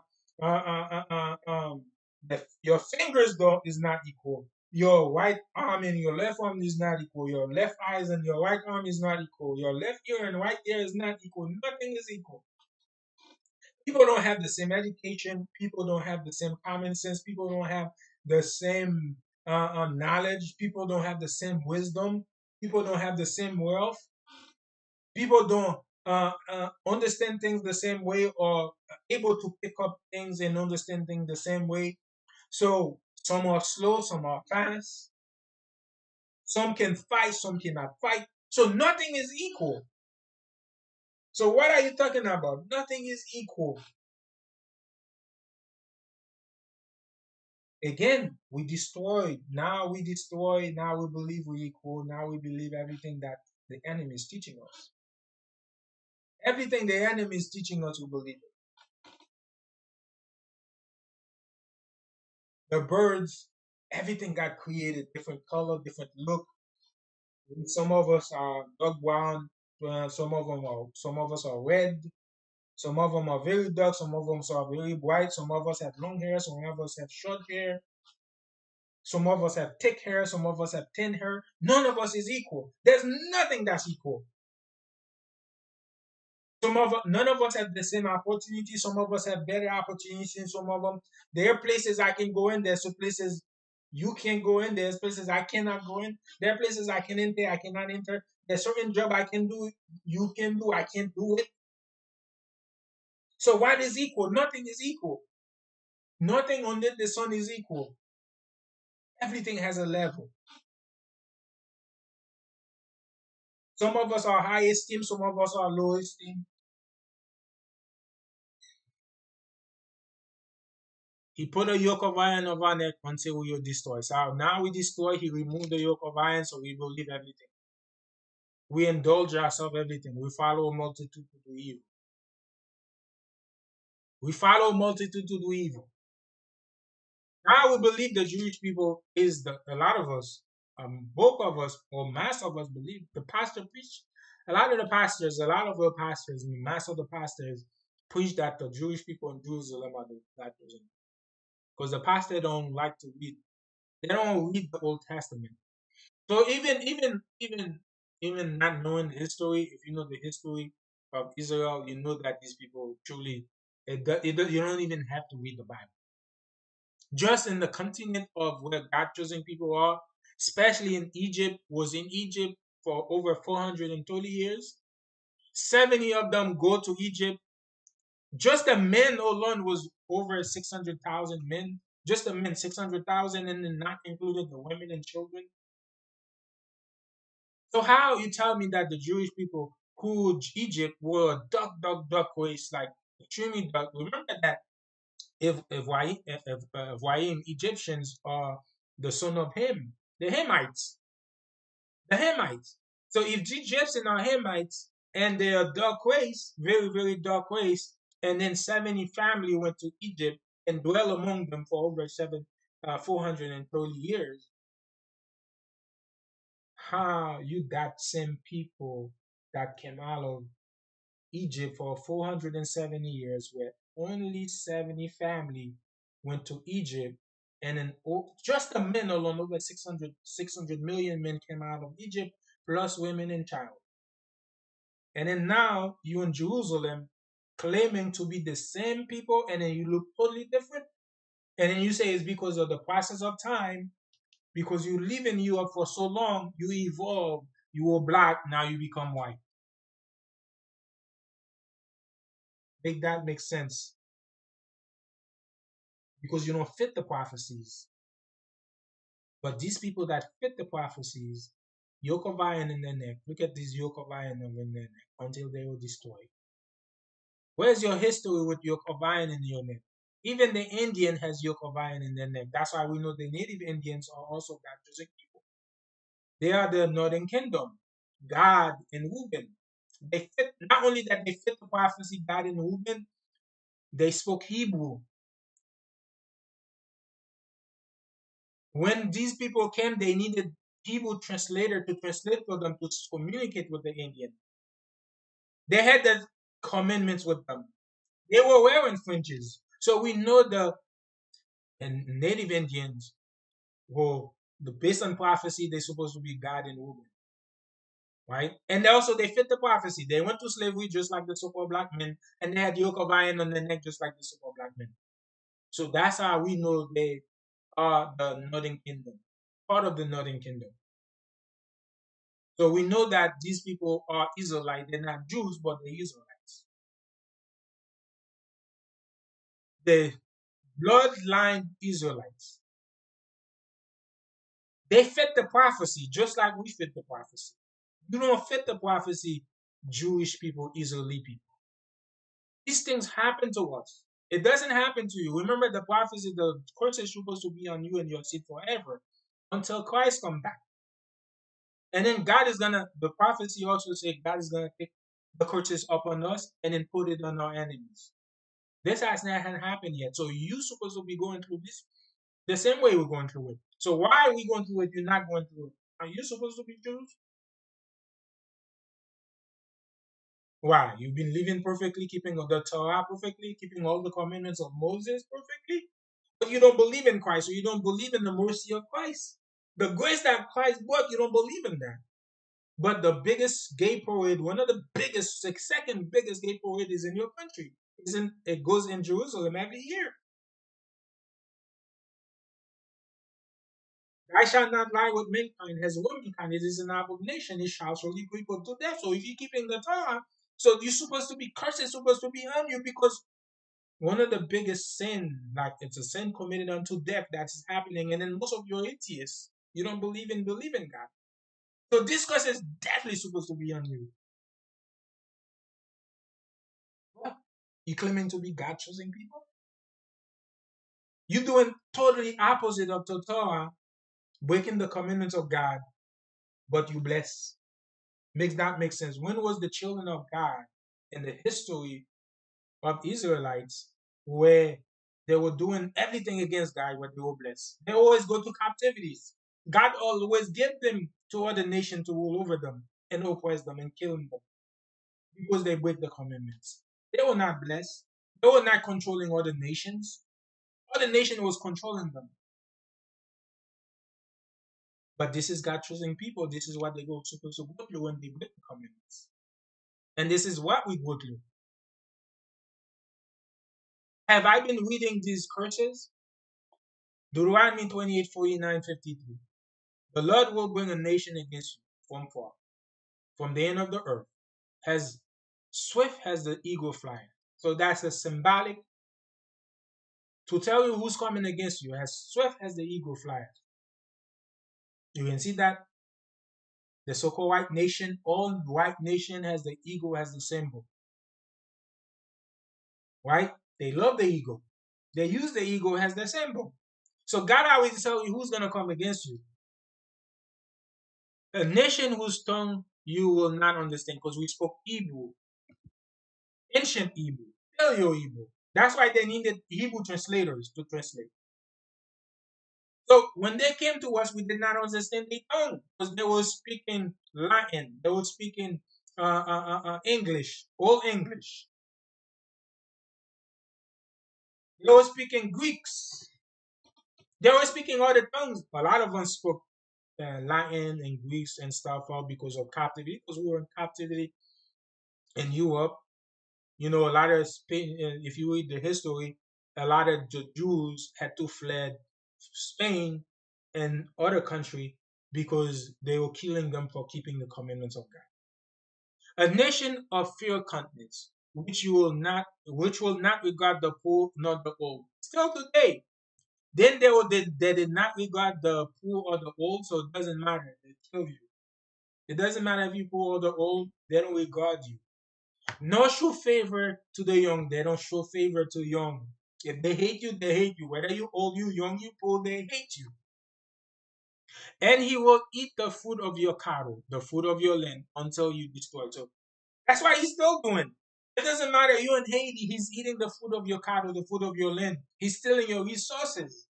You in Jamaica, he's stealing your resources. You in Dominican Republic, you in Puerto Rico, he's stealing you. You in they divide the continent of Africa, stealing their resources. They literally divide the continent of Africa to themselves and stealing the resources of Africa.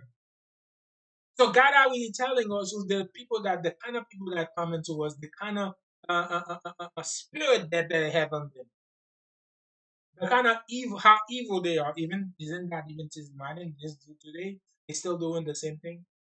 No shoe favor in the young, and he will eat. I read that already. Will and which also will not leave the either corn, wine, oil. He's gonna take your resources, the increase of your kind, flock sheep until you destroy you. So until you become very poor, you become the tail, and he become the head. Everything you have, he's destroying it. Like since I'm from so-called Haiti and I know Haiti, what did the Clinton do? The Clinton destroyed the crop, the rice crop, and then during the Duvalier time, they destroyed the coconut crop. Haiti used to produce a lot of coconuts, and then the coffee they destroyed it, and then all the pub during the Duvalier regime, they made the Duvalier regime destroy all the pub, the swine. But that I agree with. All praises to the Most High God. The Most High God had them kill all the pub because We're not supposed to eat the swine or the pork. So it's not good for us anyway because it's breaking one of the commandments. So I'm happy that God had these people destroy the pork, the swine, right? That I'm happy about. But these people destroy our crops. Now we depend on buying from them. So again, as the prophecy is aligning to us, is not aligning to the Jewish people, and he will besiege you in all your gate. Isn't that what the American did? They came and besieged the country. They besieged Jamaica. They besieged anywhere we are. They besieged it until your high and fence wall come down. Where when you trust us, Haiti, like again, we had weapon of war. We have helicopters. We have airplanes. If you look at the history of Haiti during the Valiant time, not junk with even during the Valiant time, we have many weapons of war. Our White House was protected. Our army had weapons, but all that was given or stolen or sold to all your land, and all he will beseech you in all your gates throughout all your languages. Even so-called continent of Africa, with all that country, they still were able to do that. But again, this is what God said that's going to happen. Which the Lord your God hath given you, and you will eat the fruit of your own body and the flesh of your goods. When you're hungry, when you're son, when famine comes, this is what happened. Your daughters, which the Lord your God has given you, in siege and in the strait. So this is what had happened during 70 AD. That had happened mainly there. That prophecy was so fulfilled in 70 AD when the Roman camps and besieged Jerusalem, and then most of the people fled, but the people that stayed, they will besieged, they stay indoor, and then because they had no food to eat, they could not get out, and they end up eating their own flesh and their daughter's flesh and their son's flesh. Wherewith the enemies will distress you. So, so the thing that happened to us is the curses. This is the curses.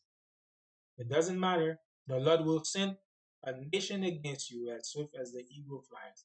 Symbols, all them. The symbols is as the eagle. They line and wait.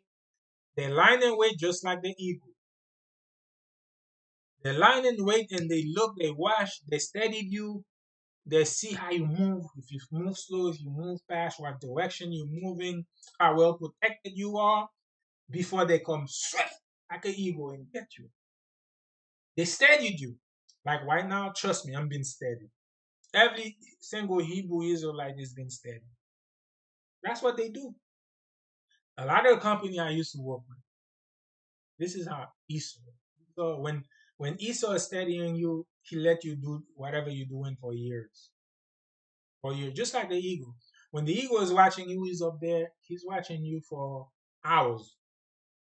The eagle's up there, he's looking at you, he's again as I say, see how fast the animal's moving, how slow the animal's moving, how big the animal is, how dangerous the animal is before he swift down and grab it, right? Because again, he wants to make sure when he swift down to grab it, he's gonna grab it. And second, when he grab it, he will be able to hold on to it. So, and then that's the same spirit these people. But company I work with, certain company, you have people that do scam, you have people that do fraud, you have people that do, and I hated it. When people comes in, they fraud scam. You know this person is committing fraud and scam, and then you want to call the cop. They tell you don't call. They let them steal, and they watch them. They built a case against them. They recorded them. Don't think they're not recording you. Don't think you go into the store stealing and taking things. You don't think that they're watching you. They know exactly who you are. They know your name because they go from store to store to steal. They go from store to store, company to commit fraud, to commit scam, and so forth. When you wanna act, you wanna call the cops, you wanna get them in trouble, they tell you not. You the one sometimes will get in trouble for doing that. But when they get you, they make sure they get you. So this is the kind of spirit these people have. So don't think when you're doing something wrong, they don't know about it. They're watching you. They're building a case against you. They're building a case against you. So you better be careful. Keep God's commandment, that will keep you. Keep God's commandment so even sometime when they take you, they won't have anything against you, but the only thing they're gonna have against you is saying that you're hateful, you're preaching hate, you're preaching division, you know, um, you're preaching division, you're preaching hate, and so forth. You're not aligning with their agenda. That's what they're gonna have against you. But if you keep God's commandments, if you have faith in Christ and keep God's commandment, the angels of God is gonna protect you. So when this thing comes, even if they torture you, even if you go to jail, even if they set you in jail, you're gonna be able to stand strong. Mightily strong, you're gonna be able to stand. Right? They're not gonna be able to put you stealing, doing this and that. Just keep that commandment that's gonna keep you out of trouble. Keep the commandments and live. That's why God said, keep it and live. And you don't keep it, you die. Keep the commandments and live. Have faith in Christ. Believe Christ is coming back. Have faith in the prophecies. The prophecies, pray for the prophecies to be fulfilled. Pray for God to return Christ fast, speed up the time because everything has to be fulfilled. Pray for God to speed up time, make the time go by fast so all the prophecies can be fulfilled. If you keep in the commandments, you have faith in Christ, pray for time to speed up. That all the prophecies that has to be fulfilled because nothing can go back void to God. Nothing can go back void to God. So what you can do in the time of grace, thing is gonna become extremely bad. These people are already working. They're already working. They're already building the case on you. They're already planning everything they're gonna do. As Christ prophesied, the saint, what's gonna happen to the saint that keep the commandments and have the testimony of Christ, your soul, body, spirit have to be prepared for that. So the thing that we can do right now is pray for the Most High God in the name of His loving servant Son Yahushai to speed up time, to speed up the time, because nothing again can go back void to the Most High God. Every prophecy must be fulfilled. So pray for God to speed up time so prophecy can be fulfilled very fast and Christ can come back. Because when Christ come back, thing will be refreshed. Everything will be reestablished. Everything will be put back in place. Christ is going to be the King of Kings, the Lord of Lords. He's going to be the High Priest. He's going to be the High Judge and the High Priest, and he's going to be the King of Kings. And we're going to rule under Christ over all the other nations, and all the other nations is going to be under our feet. It's going to be under our foot. So what you can do, the best thing you can do is every time you pray, pray for God to speed up, to fulfill the prophecy speedily. So everything that was basically ordained to be fulfilled at the time that it has to be fulfilled will be fulfilled at the time that it's supposed to be fulfilled, but the time can be speedily. Like for an example, when the sun rises, has the sun move, that the sun can move faster, the time can move faster, time can move faster, that the earth can rotate faster. So that's what we want. We want the days to go by faster. Instead of the day lasts 24 hours, it lasts 18 hours. Literally, it's still 24 hours, but it's moving so fast, it feels like it's only been 18 hours. Instead of 18 hours, 16 hours. So that's what you should be praying for the earth to rotate much faster than it is rotating, for time to move faster, so prophecy can be fulfilled faster, so we can get out of this captivity of oppression, everything that's happening to us. So if you believe in Christ and have faith in keeping the commandment, that's what you should be doing. Every time you pray, pray for prophecies to be fulfilled, pray for the time to go by faster so Esau's time can end soon. Their rulership can end, right? So we don't have to go through these things anymore. Time. This is on time.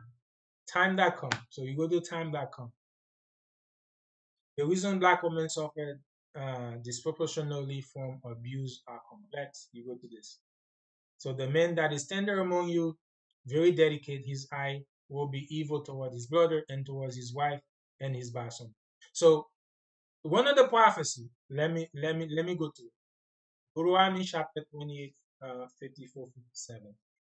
So the men that is tender among you and very delicate, his eye will be evil. So the men among the nation of Israel, when Moses was talking to the children of Israel in the wilderness, when Moses is telling the children of Israel, if you don't hearken to God, keeping the commandments, right, and the covenant that you have signed by blood, and you say everything you say we will do, right? You don't serve the Lord God with all your heart and body and soul.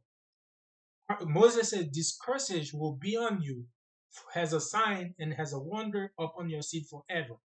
Forever is until Christ come back, until the time of refreshing be fulfilled. When the time of refreshing comes and be fulfilled, the curses supposed to be removed from us and putting on the other nations. But these curses are on us now until the time of refreshing be fulfilled. So this is a sign that's upon the seed of the children of Israel to know who they are, right? So now the chosen people of God, we're gonna see if it is the Jewish people who call themselves Israelite, who call themselves Jewish, who is in Jerusalem right now, claiming to be the Jews. If the curses fit them or the curses fit us, right? Because one of the curses, I read so many curses. So right now I'm curses 54 to 57. It says, so that the men that is tender among you and very delicate. So these men, they were very tender, meaning that they were very loving, and caring. They were very loving and caring for their wives and for their children.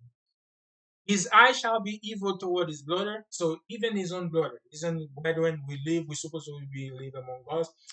Brother, how you doing? Do you need anything, brother? You know, how's the family, brother? But now when they see you, they have an evil eyes toward you, right? Why are you looking at me? Oh, you wearing red, you wearing blue. Oh, so now their eyes is evil towards you, right? Um, so you see that in the black community and the Hispanic community, how we killing each other, how we fighting for the stupid thing. Dude, you step on my sneaker. You're wearing red. You're not supposed to be wearing red in this neighborhood. You're wearing blue. You're not supposed to be wearing blue in this neighborhood. Dude, I don't know you. I never see you. Why are you in my neighborhood? Right? So his eye shall be evil towards his brother, towards his wife. So his wife that he married to, he's gonna be very violent against his wife. He's gonna be very abusive against his wife by word or by just violence. Is that happening toward the Jewish community? The Jewish community are one of the most peaceful community. The Jewish community are one of the most peaceful community. I don't hear a high rate of violence against Jewish toward Jewish, where they hate each other, where one come to one neighborhood and say, "Dude, you don't belong here." Oh, you wearing blue, you wearing red, or you step on my sneaker. Oh, why you looking up me and down? Do you want some? I don't speak the slang because even though I live in the ghetto in the past, but I never followed. I had friends and so far. When every time I see them do thing, say thing, I don't follow them. When they do drug, I don't, even before I was Christian, I was raised as a Christian. My dad was a pastor at one time. We always have churches, good family Christianity. I was raised in Christian church and so forth. But I had fun. I used to do things. I used to do things of the world even when I was in the church. I love women, so I used to sleep with women.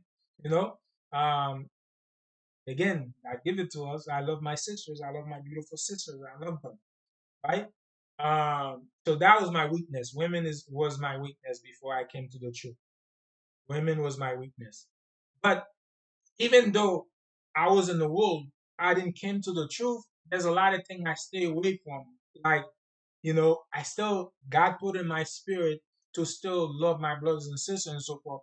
And when I see my friend doing drugs, I don't do drugs with them. I when I tell them not to do it when they smoke, even cigarette. Even I saw my brother was smoking cigarette with the friend. I told my brother, I said, Dad said don't smoke. I'm gonna go tell Dad, and then he cursed me out, and then he stayed with the friend smoking, and I left. So I never smoke. I never do drugs. I don't put taco in my body. I never do any of that. So the slang, I avoid speaking the slang. So that's why I don't know the slang, even though I was raised in the midst of them and I used to hang with them, but I avoid a lot of these things, right? Avoid before I repented as a Christian, even though I was horrible in terms of, sleeping from one woman to another woman, whoring my sisters, because the women when I was young they loved me. So I was the guy that you don't see me talking to women. I don't go talk to them, but they come to me. I was that kind of guy, right? I was that kind of guy. Um, they'll come to me, but I don't go to them. So that's all. And then now I'm in the truth. It was something wrong I was doing when I'm like with two or three women all at the same time. Now you want the truth. You understand that that's against God. God say when you take a woman and then you sleep with her, you're supposed to make her become your wife, right? So you're not supposed to go from one woman to another woman and abuse them, right? And then I even had women who um, asked me for marriage multiple times after before I slept with them. Even I say I slept with them, and then where we had like a huge argument, and then I kicked them out of the house. Again, I wasn't in the truth. Now I'm keeping God's commitments, and I know that for true. If I sleep with you, she was correct. The women that I did that to, I sent letter to them to apologize to them for what I have did. She was correct. After I slept with her, I was supposed to marry her. I was supposed to take her to wife, right? So now that I'm in the truth, I know that. But the reason I'm saying all that in anyway, but it's because some of the slang I don't know. So if I'm not saying that some of the slang, because I know a lot of time in our hood, in our neighborhood, and our people and so forth. A lot of the time, the reason why we hate each other and so forth, we show evil eyes toward each other and everything, and it is the language how we speak, right? As some of the language and some how we speak, sometimes it just causes us to hate each other even more. And be evil toward each other more. But I don't see that happening in the Jewish community. The Jewish community, they're well spoken. They don't speak slang. uh, they welcome each other, right? They help each other, right? They help each other with businesses. They give them each other's loan with no interest. They do help. They help them. They have their own police department. They have their own hospital. They have everything they own. So this is not something that's among the Jewish people.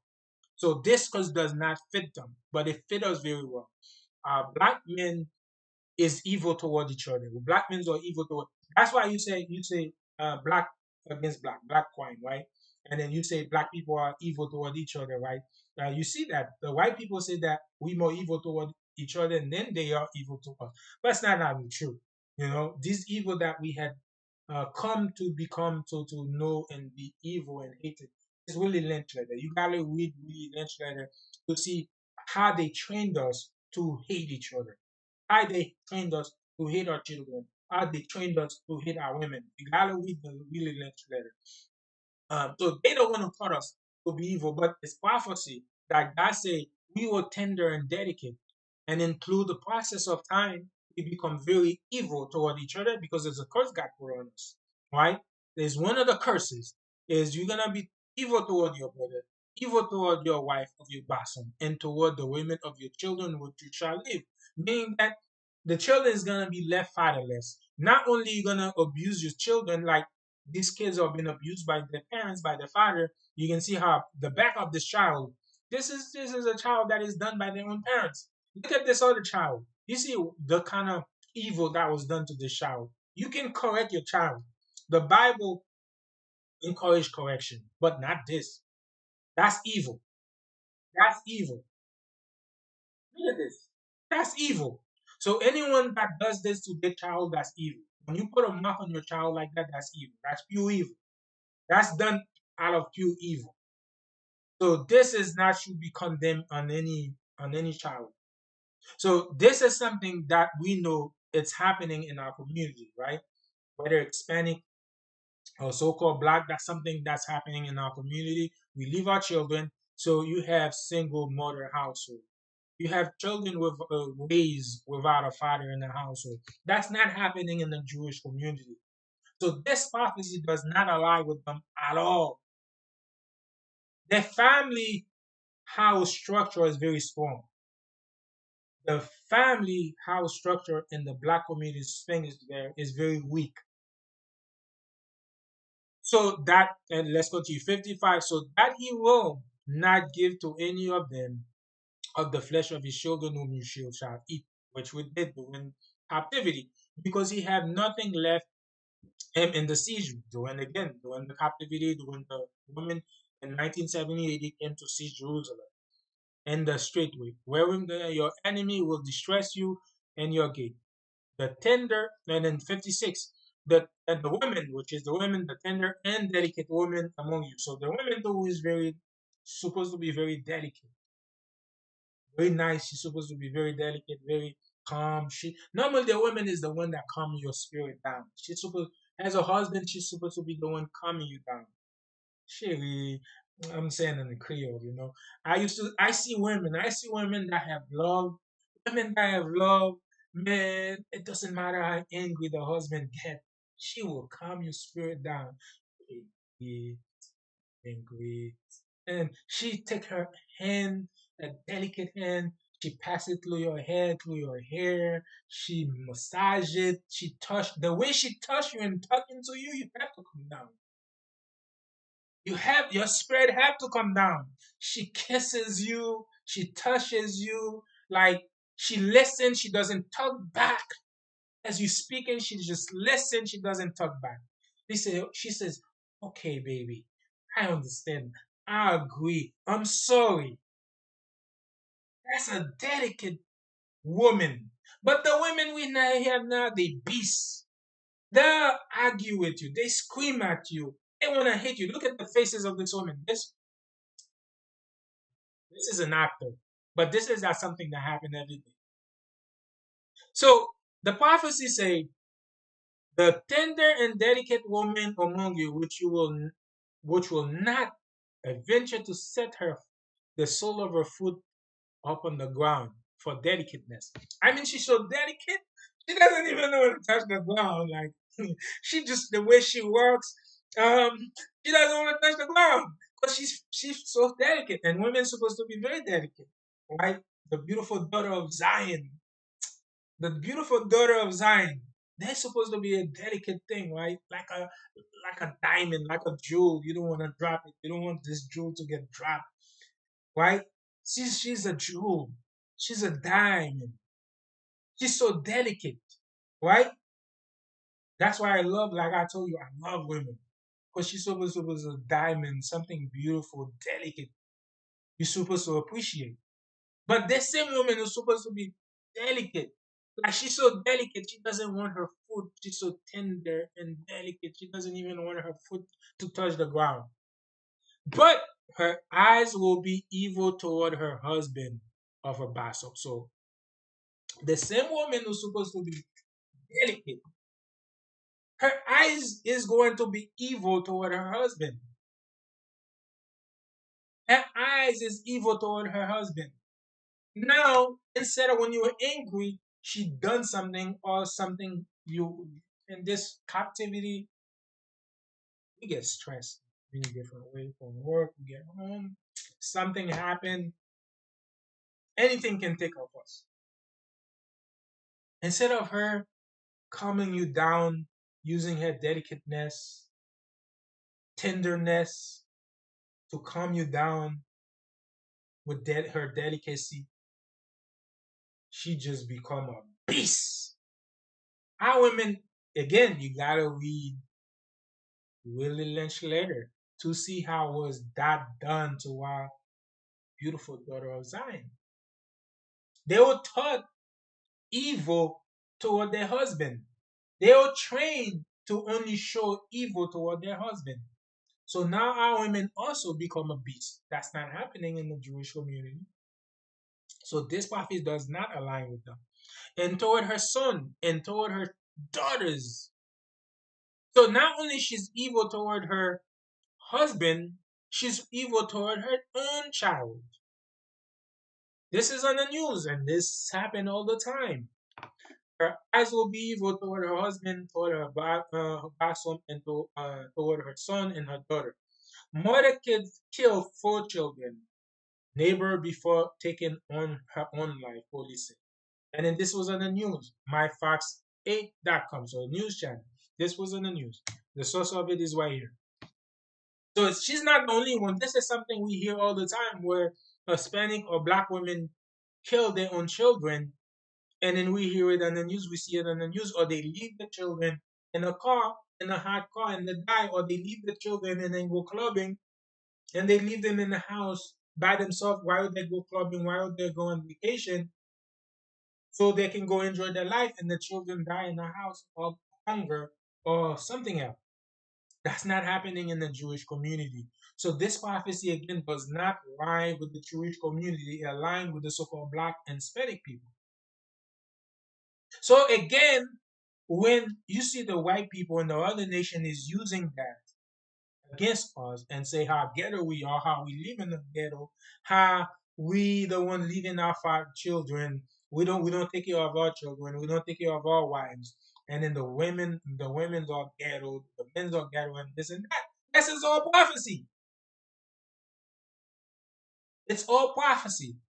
So whatever you're saying is it's prophesied. It's a curse that's on us because of our disobedience to the commandments of God. So this is our undoing. This is our undoing. God curse us. God punish us because we broke the covenant. And this is gonna be upon us for a sign or wonder on our seed until Christ comes. So again, this does not fit the Jewish community to know who God's chosen people are. It only fit us. Black, so-called Black African American represent 13% of the population in 2017, 40% of people living with HIV in 2000, 44% of all new HIV diagnosis in 2017. Is that? It's crazy, right? That's crazy. But these are curses on us. CDC.gov. The Black and Hispanic community around the world is affected by it in HIV more than any other ways. That's where this source coming from.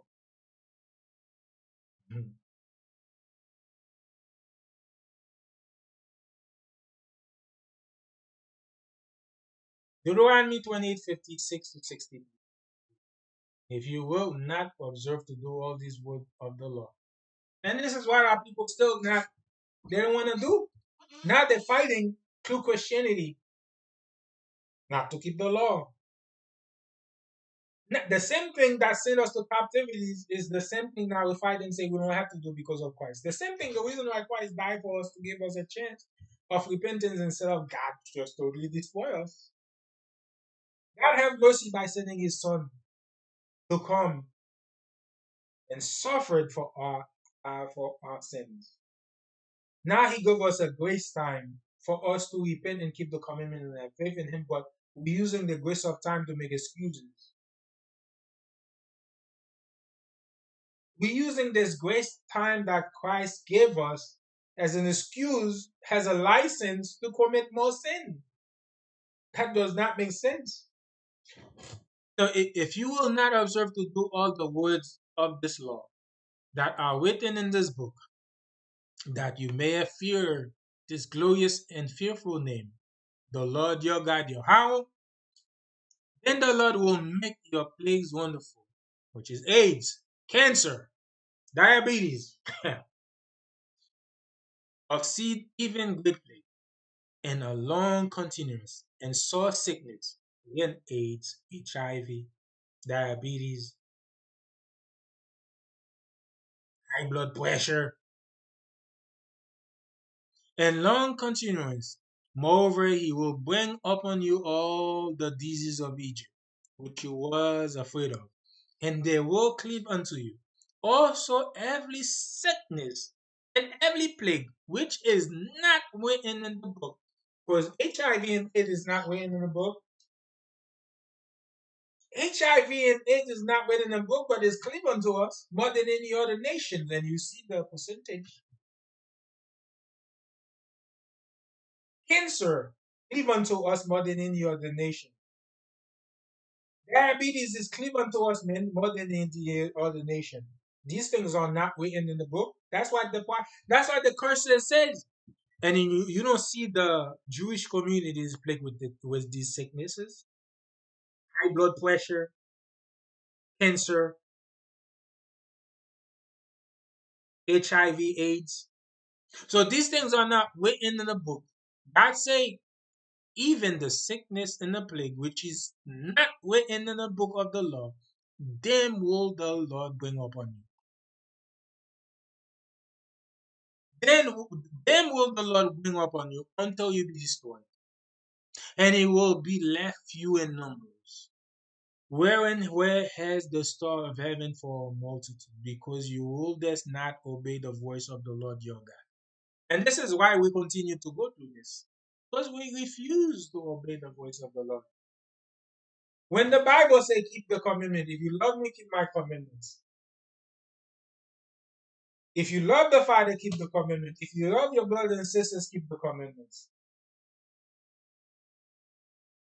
He repeated keeping commandment, keep commandments over and over and over, but we refuse to keep the commandment. We refuse to obey the voice of God. So that's why God said He's gonna continue to give us the sickness in less of fewer numbers. Like Haiti, Jamaica, Dominican Republic, Puerto Rico, every ghetto, these communities are plagued of sickness and sickness that are not written in the book of the law as the Bible says.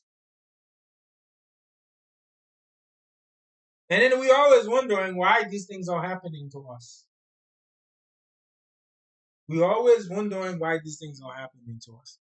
And it will come to pass as the Lord rejoices over you to do you good and to multiply you. So the Lord will rejoice over you to destroy you. So God is just rejoicing over us destroying us opposite to the Most High God by ashing you outside because we refuse to hearken. God gave us life and death, and we chose death. We didn't choose life. He said, "You keep my commandment to live, and you don't, you die." I don't know how much we've been warned. Not one of us can claim that we have not warned. He cannot tell you the pastor says so. What does the Bible say? But we like to follow a multitude to do evil and bring you to naught, meaning bring you to nothing, and he will pluck you from the of the land whither you go to possess it. That's why it doesn't matter where we are, we keep dying by mass. We keep dying by masses. Black faces significantly higher rate of hypertension compared to white. By the end of the cardiac study, 75% of black had developed high blood pressure compared to just 55% of white men and 40% of white women. 75%. Woo! That thing is high. This is on this website, adiosmart.org. News and then 201. That's exactly the link. So here's a map. And in this map shows you how we plague in these places. The Lord will scatter you among all people, or how we scattered through slavery through these nations. We were taken from so-called West Africa in the 16th before that to 1800, over 5 million to South America, 4 point something million to the Americas, 5 million to the east part, New York and places and so forth. 0.3 million to Europe, 0.2 million to the Central of America, 0.5 million to, again, part of South Africa. Like we were dispersed everywhere. By the time of Prophet Zephaniah, about 630 BC, Ethiopia and the adjacent land of Uganda and Kenya were swarmed with black Jews. Thus, from Babylon to Timbuktu, Babylon, Timbuktu to Timbuktu. Christ warned the Jews to flee because he knew the Romans were going to slay them in Matthew chapter 24, 16, all the way up to 20. Then let them which in Judea flee to the mountain.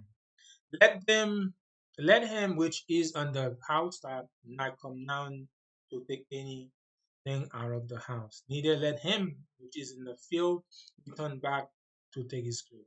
And destruction unto them that are with child and them that give suck in those days, because it's gonna be very hard for you to make the journey.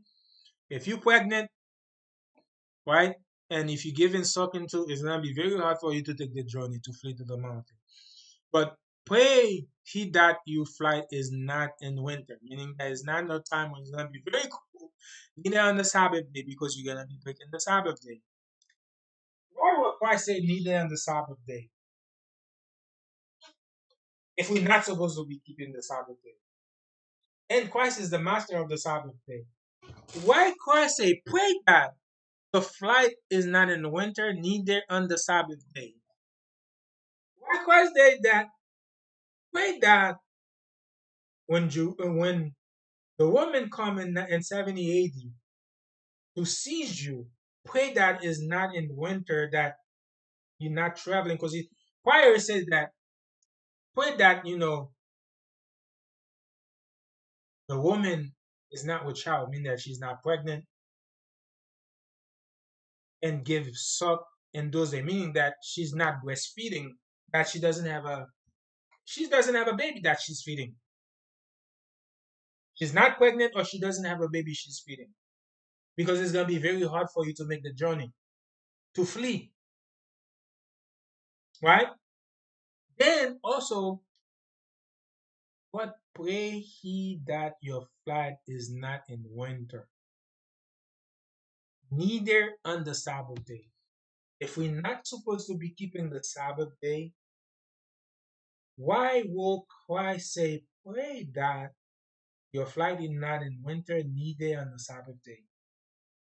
If Christ was teaching people to break the Sabbath day, not keeping the Sabbath day, why is saying that your flight? Pray to God that when the women come to seize Jerusalem, pray God that is not on the Sabbath day.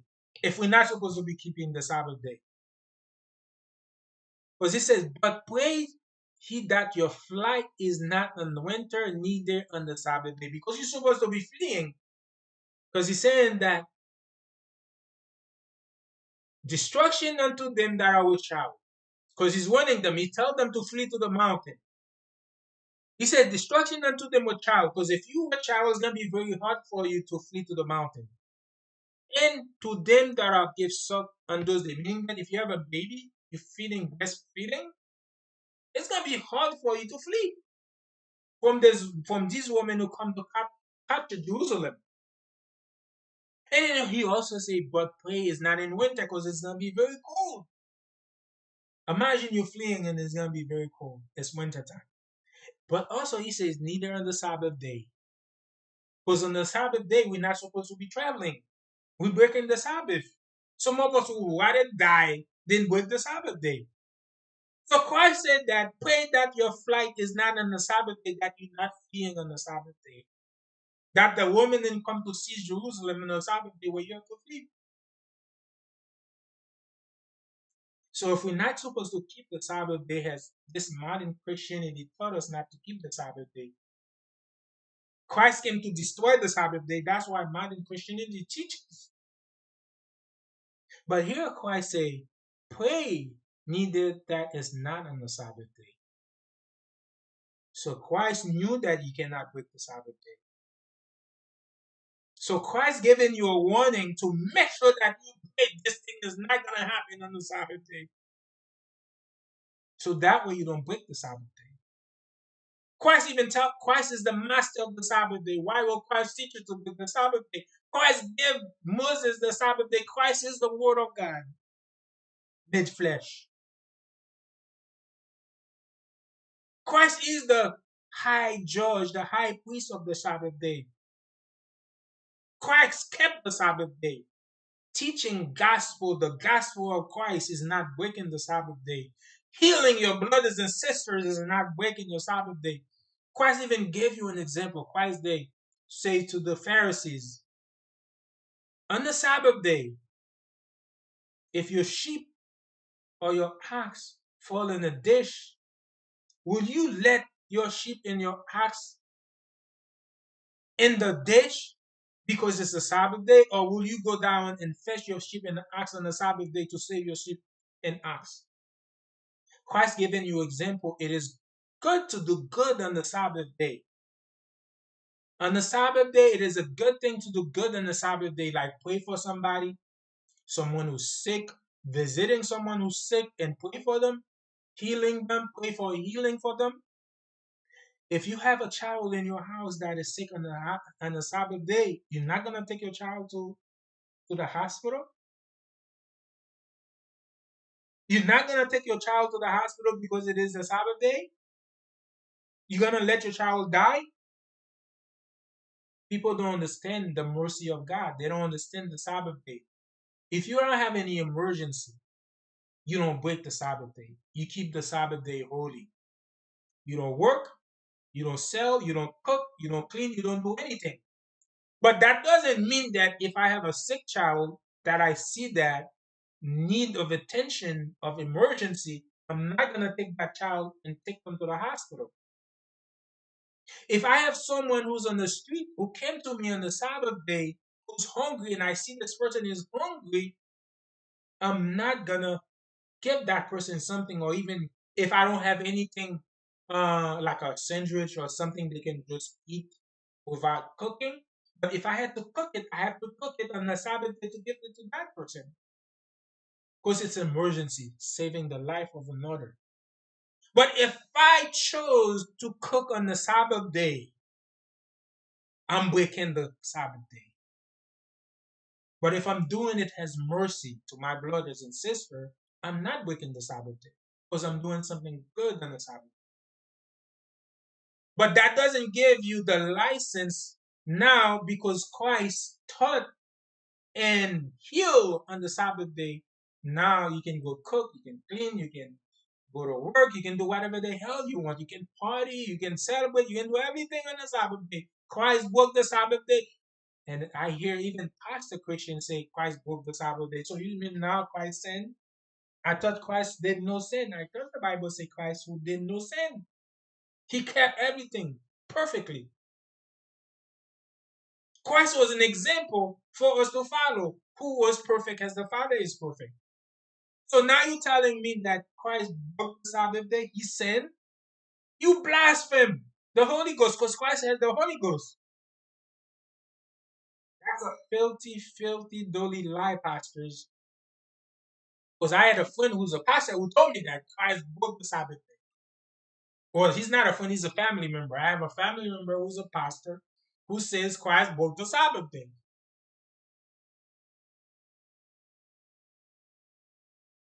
So you're now telling me that when the Bible says Christ who did no sin, so now you say Christ sinned, he broke the Sabbath day. So now, pastor, we have a problem. It's either you lying or the Bible's lying, or you lying on Christ, you lying on the Holy Ghost.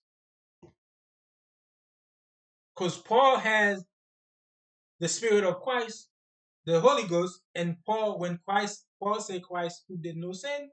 So now you're telling me that Christ sinned. So now, who do I believe? Paul's writing the Bible, who say Christ no sin, or you, pastor? But here's Christ say, pray that it's not in the Sabbath day. So Christ is literally teaching you that hopefully this is not gonna be happening in the Sabbath day where you can travel,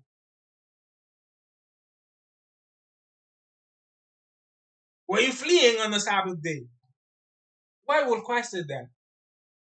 If Christ was teaching not to keep the Sabbath day, you can do whatever the hell you want on the Sabbath day.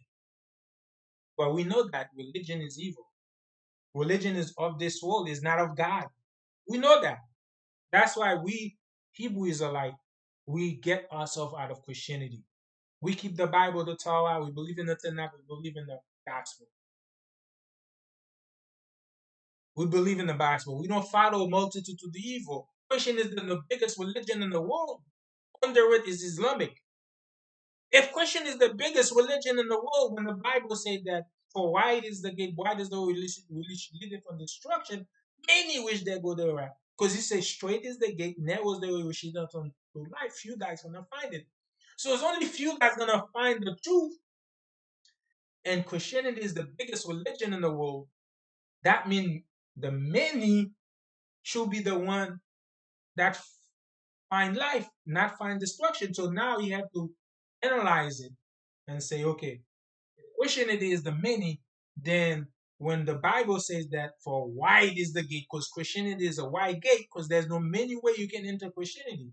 Catholic, Baptist, all these different religion within Christianity religion, different branches of it, right? So there's many gate you can enter Christianity, and wide is the way, meaning that they the way to get to the heaven is so wide because each of them has their own way telling all of them say that's gonna lead you to heaven. Some of them keep 10 commandments, some of them don't keep 10 commandments. Some of them allow to worship idol like the Catholic, like all these different idol, and they still believe they're going to heaven. There's so many different doctrine because it's so broad of way to lead them unto destruction because it's gonna lead them to destruction. There's so many because there's so many different doctrine within the doctrine of Christianity. And there's so many branches of that same doctrine because it's very wide and it's very wide. And then many will get away and because again that's why it's the number one religion in the world. The biggest religion in the world because many will go after it. And it tells you that in the Bible is gonna lead them to destruction. But the truth, the gospel, he says, because Revelation 14 verse 12 tell you that here is the patience of the saint.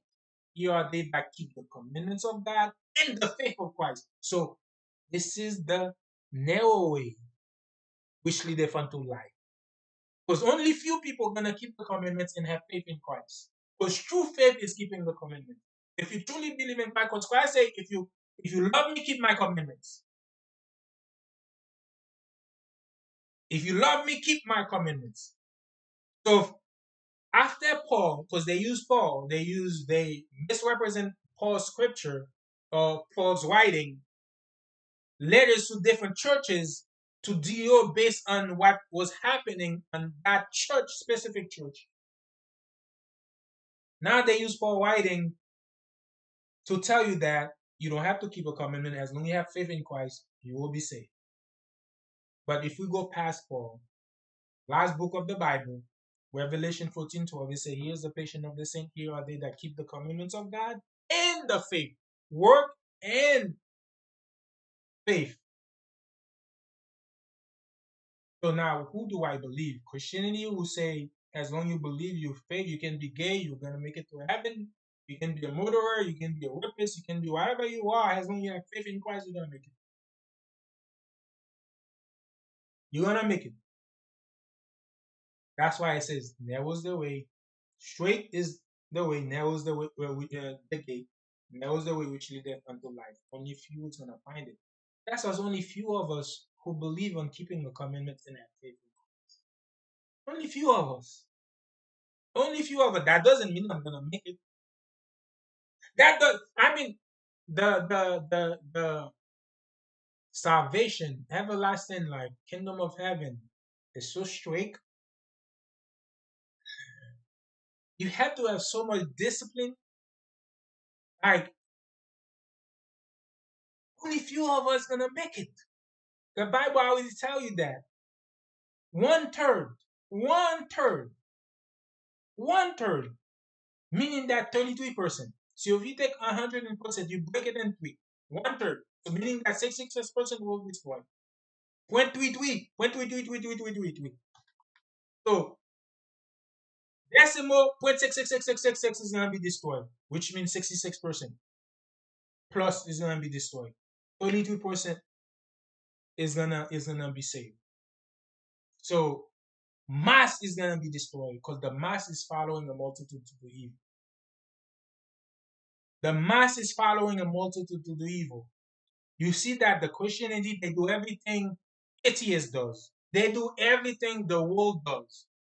Because Christianity follow Christmas. It has nothing to do with Christ. It has nothing to do with the Bible. They follow Thanksgiving. They follow birthday. The whole world does birthday. Atheist does birthday. Satanic people. And actually, in the Satanic Bible, on page 114, three things you must do to glorify Satan every year. Number one thing you have to do every year to glorify Satan is one's birthday. Celebrate one's birthday is the biggest thing you can do to give Satan glory every single year. But you do not see that in the Bible.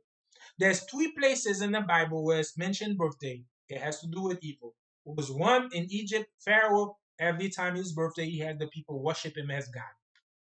The second place his birthday is mentioned is with Job, where the son of Job, in chapter 1, every birthday, they celebrate. They invited their sister to come celebrate their day with them. And then you can see that in that same passage, God allows Satan to destroy all of them while they were celebrating. And in the third places it mentioned is now in the gospel, where John the Baptist got his head cut off. So the only three places you see in the Bible where birthday celebration was celebrating is with people with other nations or with our people too, because Job's son. But you don't see Christ ever in the history where Christ celebrated his own birthday. You don't see any of the prophets in the history of the prophet where they celebrate their birthday. You don't see any of the apostles celebrating their birthday. There's no history of that.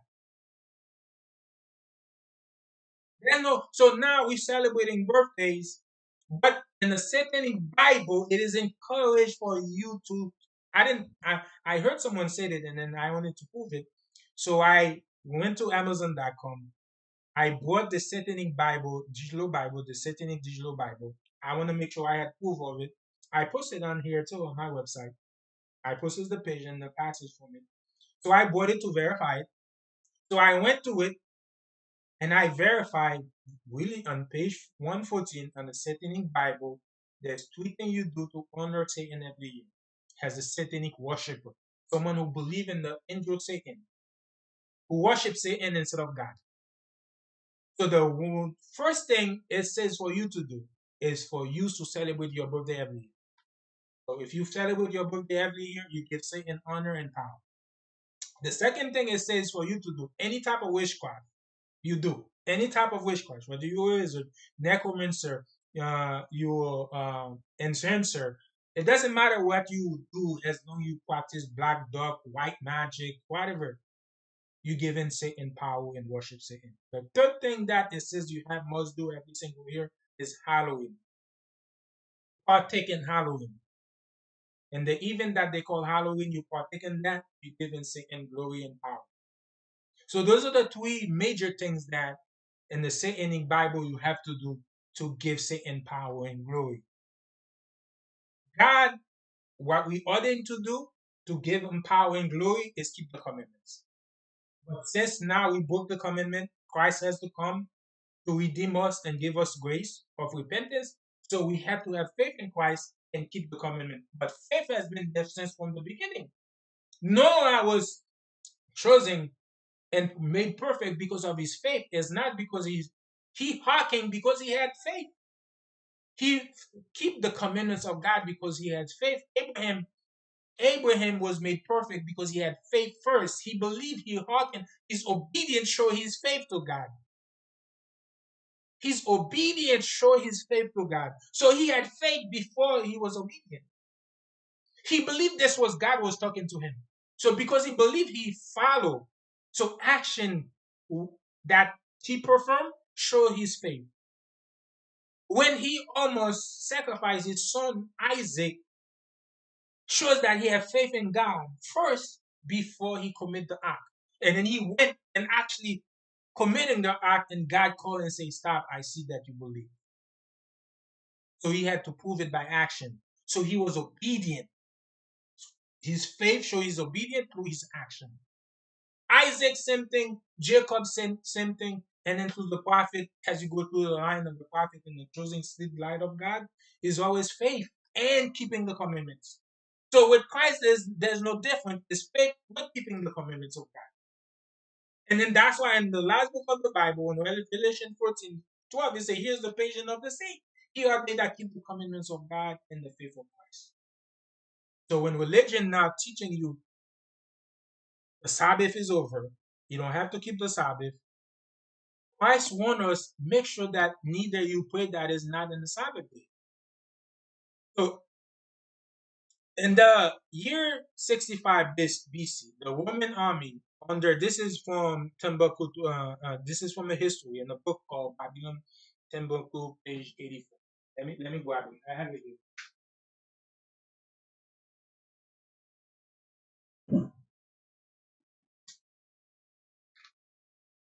So this is from this book. This book. This history is from this book right here. I'm reading right now. So this is from this book. But this was the prophecy that was fulfilled that Christ won, which I put on here. This was the prophecy. Matthew 24:16-20. And I read it for you. And then now, the time that the prophecy was fulfilled. This is the when the prophecy was fulfilled. In the year 65 BC, the Roman armies under General Pompey captured Jerusalem. That's what Christ warned us about. Let me read the first part where Christ warned us. Then let them which in Judea flee to the mountain. So that was Christ warned us, right? If you read above that, you get a little bit more history. Let them which in the house top not come down and take anything. So this is why Christ warning us that was going to happen, that the woman will come and besiege Jerusalem. And Christ say, hey, this is going to happen. Make sure you flee, right? So and then this is when the time was fulfilled in the year 65 BC. The Roman army under General Pompey captured Jerusalem in 70 AD. The general Vespasian and his son Titus put an end to the Jew state, which is a great slaughter. So they slaughtered the our people. They slaughtered our people. During the period of military governor of Palestine, many outrage and atrocity were committed against the residue of the people. So they did a lot of evil things. They didn't regard the poor, nor the old, or the young, right? So they were just destroying us. During the period from Pompey to Julius, it has been estimated that over 1 million Jews fled into Africa. So that was the migration, right? The migration from Jerusalem. Christ wanted them to flee to the mountain. Where the mountain? Remember that Jerusalem is in Africa. It's the same tectonic plate. The only separation now is because they built a modern uh, uh, uh, uh, passage, right? They built a mountain passage and then they cut Jerusalem from Africa, and then now they call it the Middle East, right? But it's the crafty part of the crafty council of Esau the Edomite are doing. But if you know your history, you know your research. But Jerusalem is still part of Africa. It's the same titanic plate. It's part of the continent of Africa, right? So it's East Africa. So there's no such thing as the Middle East, because if you have a Middle East, you have to have Middle West, you have to have the middle this and middle that, right? So anyway, Jerusalem is part of Africa. So Christ warned them and told them to flee deeper into Africa to the mountain, right? So this was fulfilled, and then over 1 million Jews fled to Africa, fleeing from Roman persecution and slavery. And the slave market was full of black Jews. And then again, I give the source is this book, Babylon to Timbuktu by Rudolph R. Windsor. That's you can read it, and then not only you can read it from here, you can read it in nixonlibrary.gov. I tell you that. Or let me go find it. Where am I? Okay, I'm here. I just have to remember. On the top. Okay, this is actually in the U.S. government website. Um, let me go to let me go to this one. This is a document actually, and then let me go back to where I was.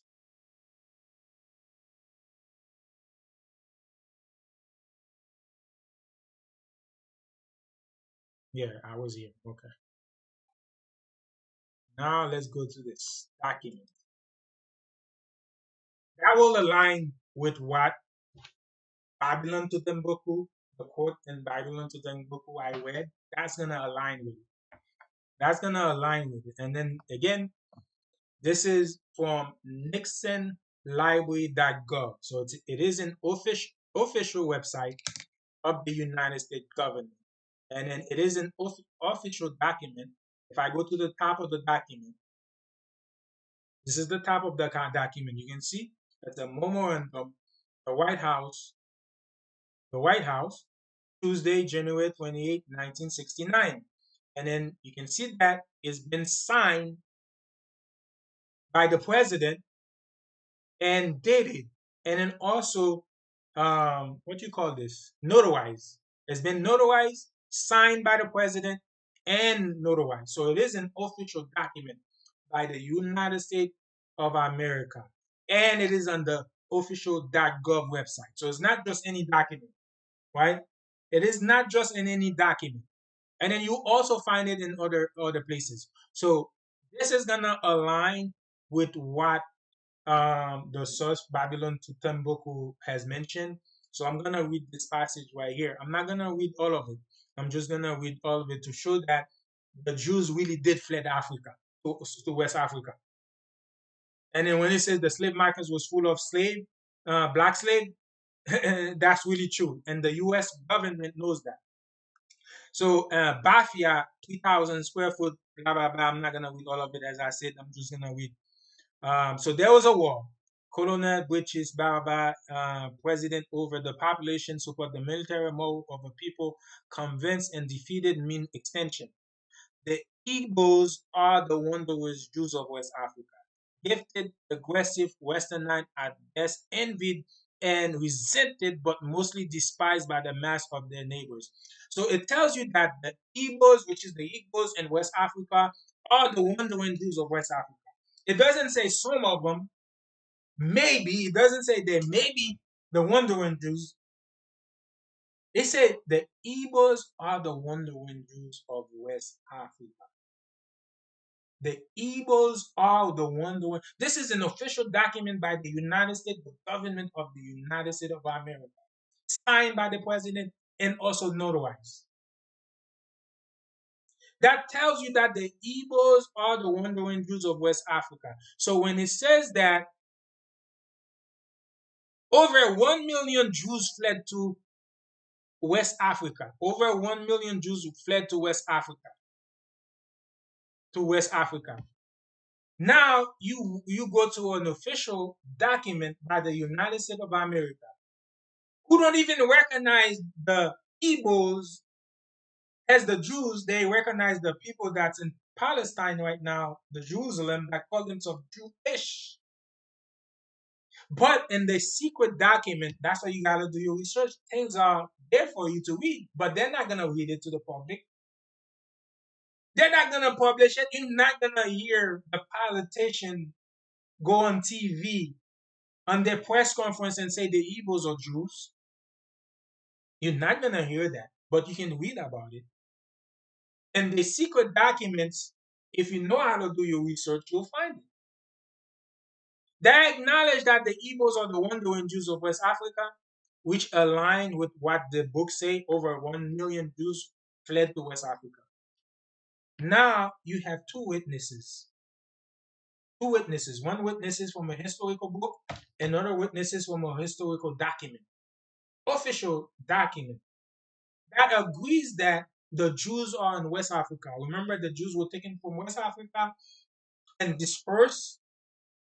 I have the map right here. West Africa. They were taken from West Africa, and then they were dispersed throughout the world.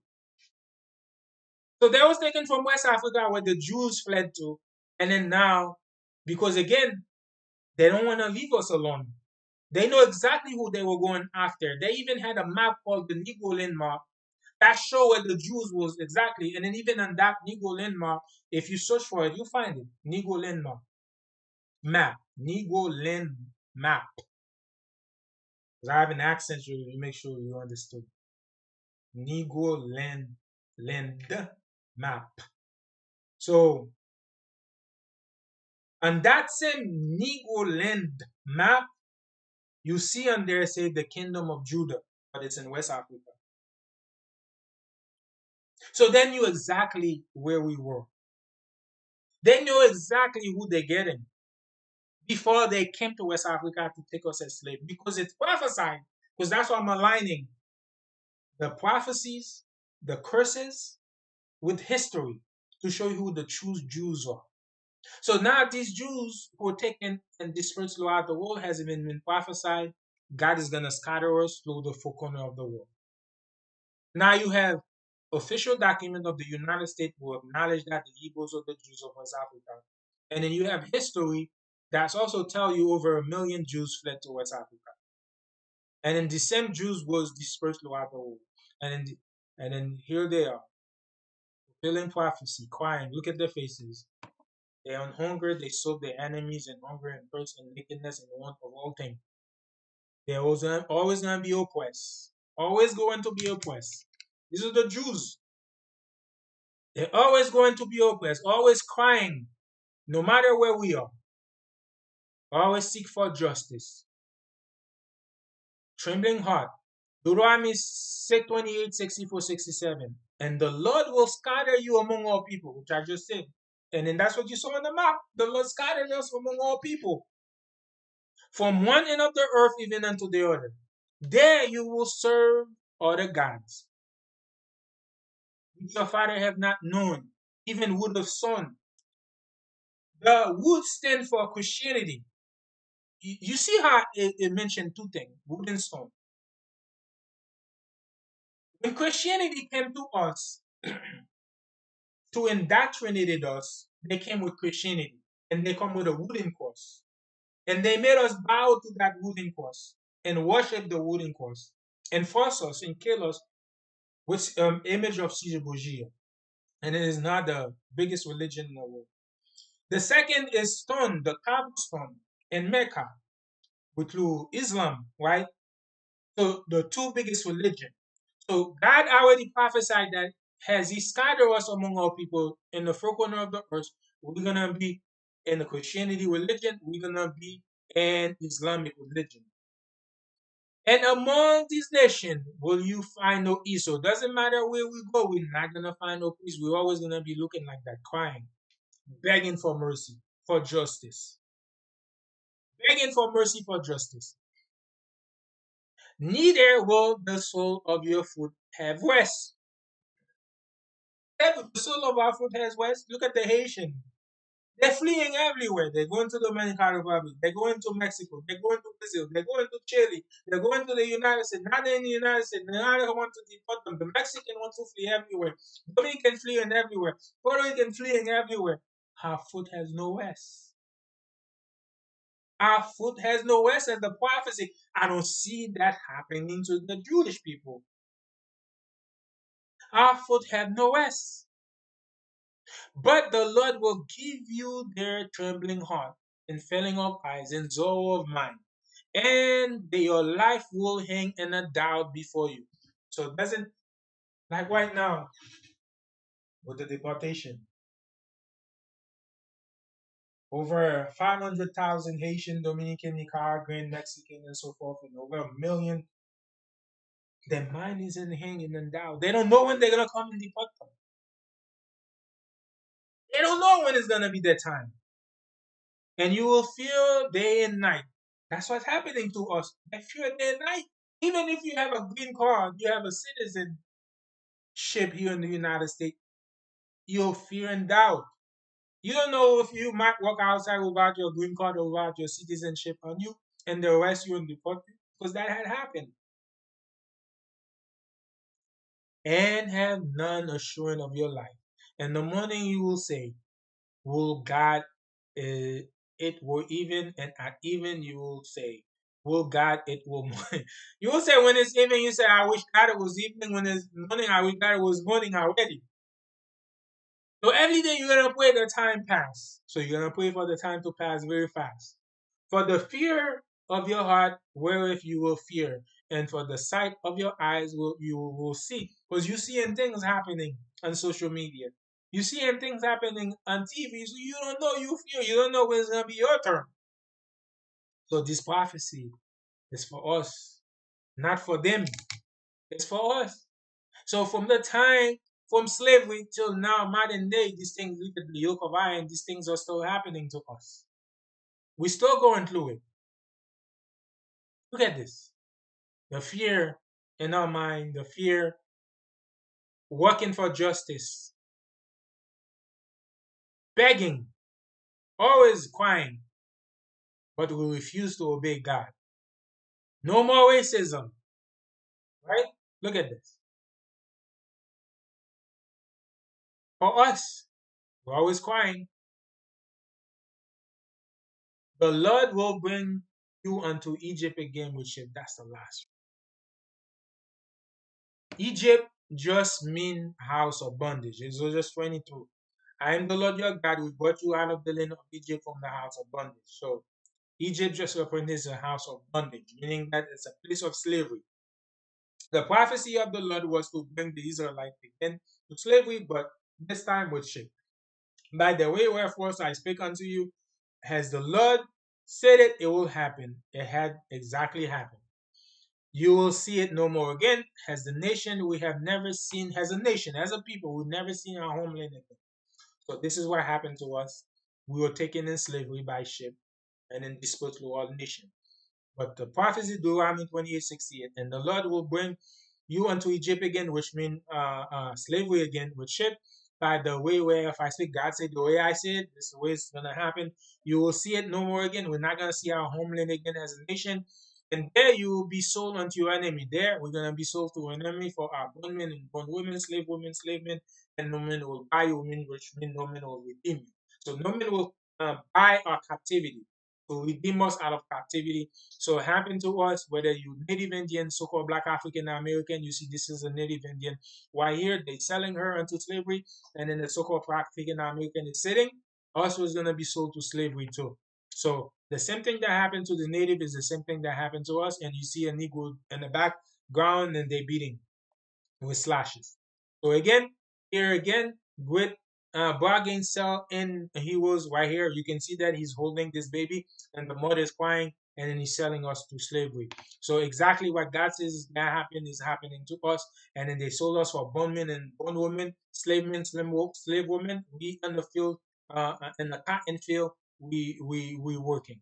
And again, and to Egypt again, spiritual Egypt is not the same Egypt. And then you see the dollar bill with the looking eyes, meaning that spiritually these people know that they the new house of bondage, the new house of bondage, the new house of bondage. Book you should read. First is the Bible, but make sure you get the 1611 that has the apocrypha in there. From Babylon to Timbuktu has some history on it, major history on it. You can read it. You can read that book also too. A Black Image and the White Mind. This is a really good book for you to read. The Invention of the Jewish People. So read that book because you're gonna learn a lot about the Jewish people from that book, how they established themselves, and then how they stole our identity and become Jewish, right? Israeli, not Israelite, Jewish, not Jews, right? How they stole our identity. The transatlantic slave trade, you need to learn this history. If you don't know the history already, you need to learn the history. Anything about the slave trade, there has been many slave trade, so need to read it. The Jew, a Negro, that's another book. That's the title of it, The Jew, a Negro, right? So you need to read it. Just like you see this document by the United States of America, official document, and the Nixon Library.gov, signed by the president, notarized by the president, tell you the Igbos are the wandering Jews of West Africa. They tell you that the Negroes are the Jews. So also this book, The Negroes are Jew, you need to read it. The Roman Empire and the Empire of the Edomites. So you need to read this book because now you'll have a better understanding of the so-called white people, the Caucasian people. right? They're the same people. They were the Greek, they were the women. They were the Greek, they were the women. So not the European, they are the so-called people ruling the the Americas now. They're the people ruling Africa, the same people who's in Russia, Irish. They're the same. The Caucasian is the Caucasian race. So if you want to really learn about the Caucasian race, how evil they are, and you want to know the history, go to read some of these books. Esau, Edom.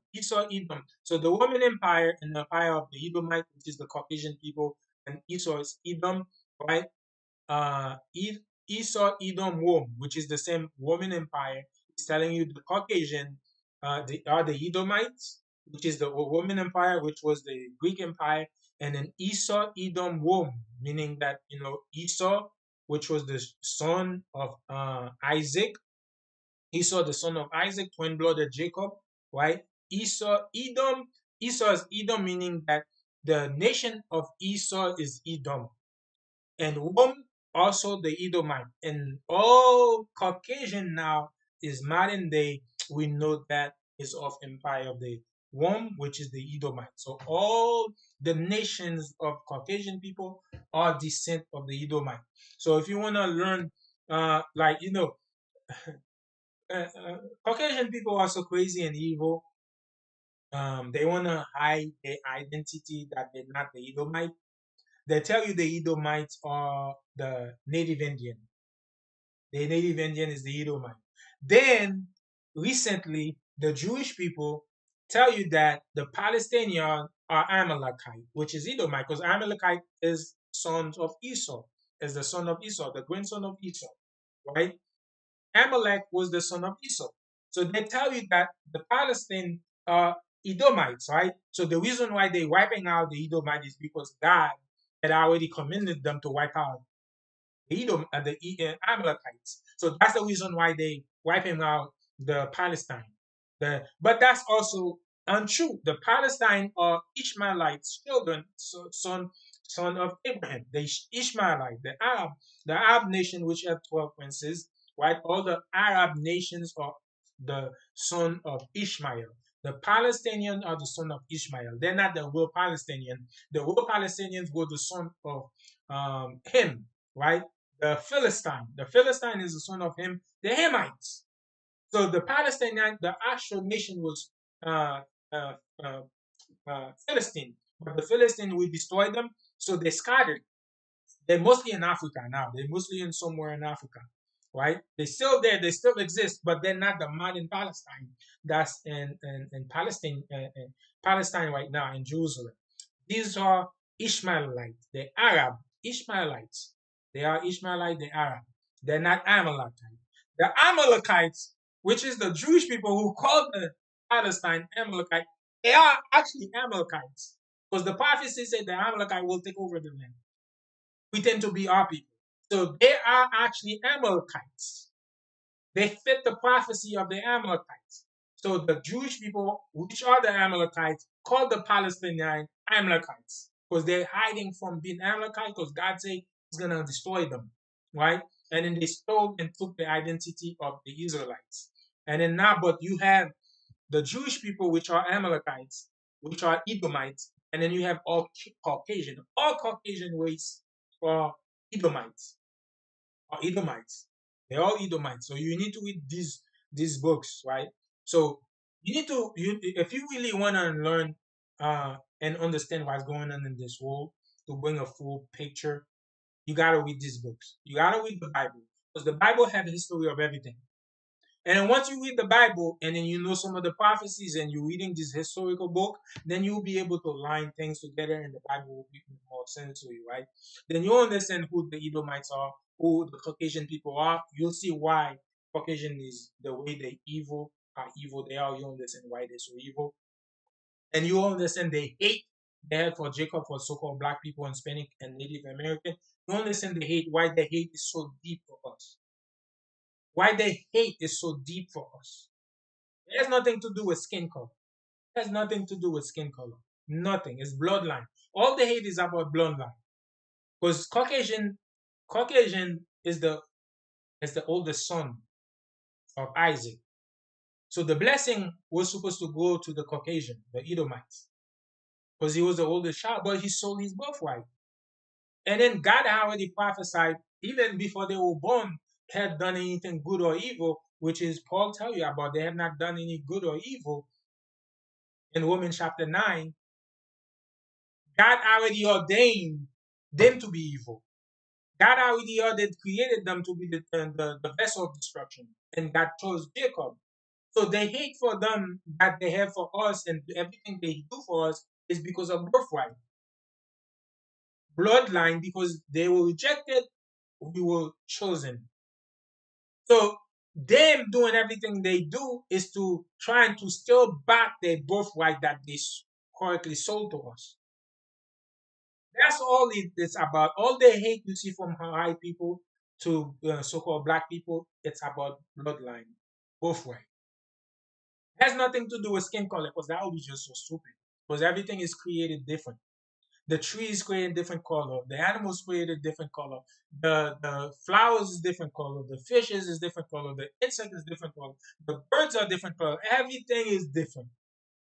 So that would be that you have to be the most stupid human being in the world, the most stupid thing in the world to just hate someone for the color of their skin when everything is created different and equal. You have to be the soul most destroyed. So that's why you have to go deeper. There's a skin color.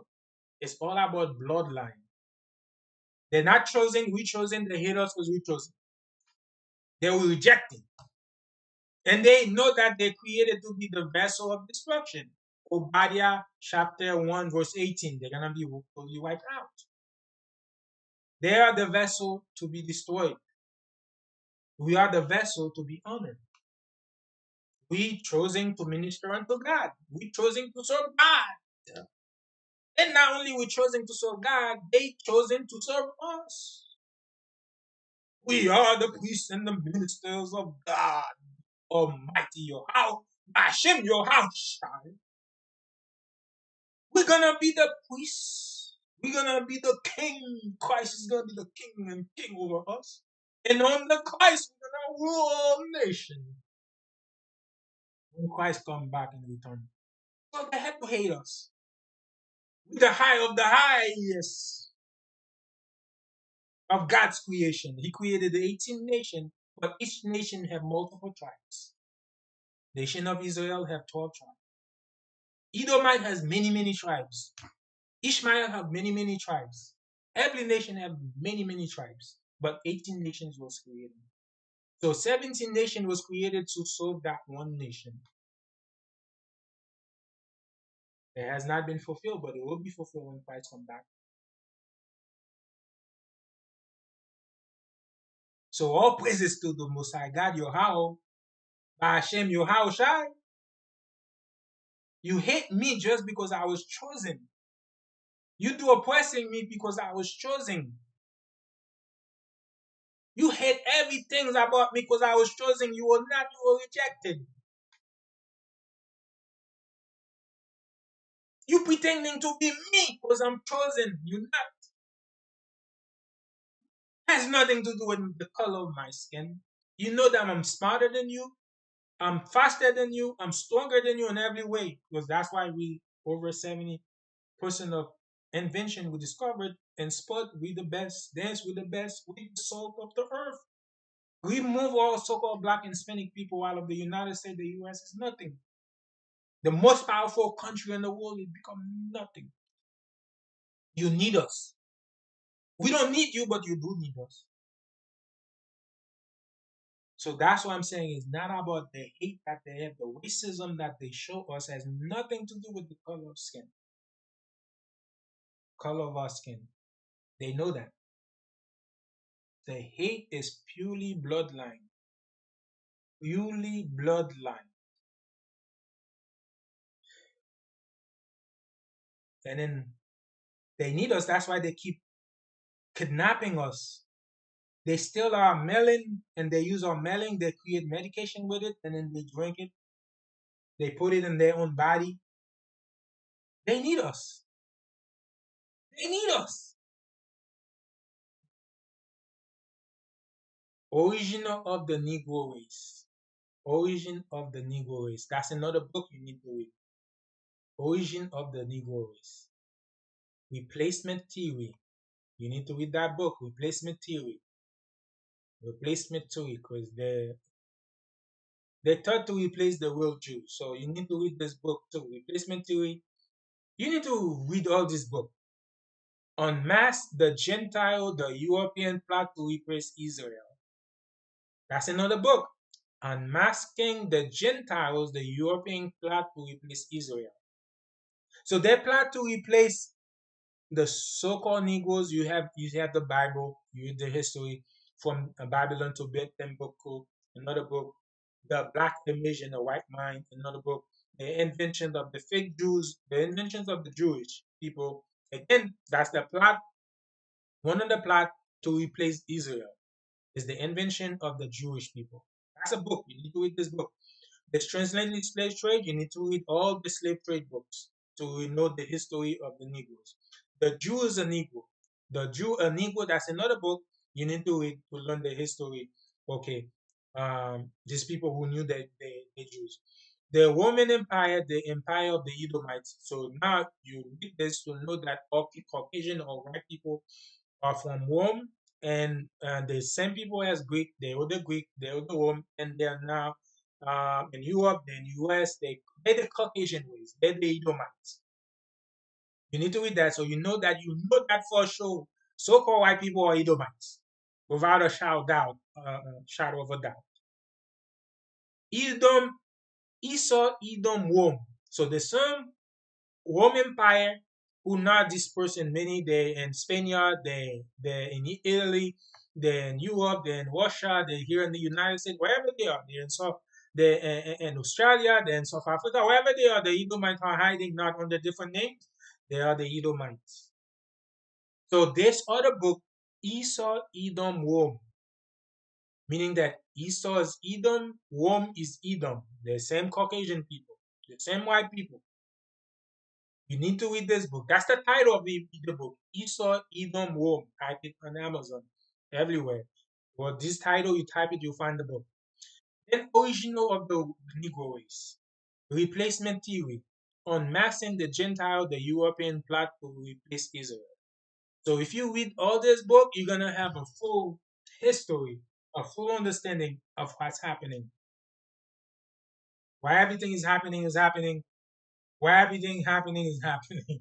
You'll have a full understanding, right? It'll connect all the dots for you, right? You understand some of the prophecies, you understand who some of the people are, and some of the major players. You understand.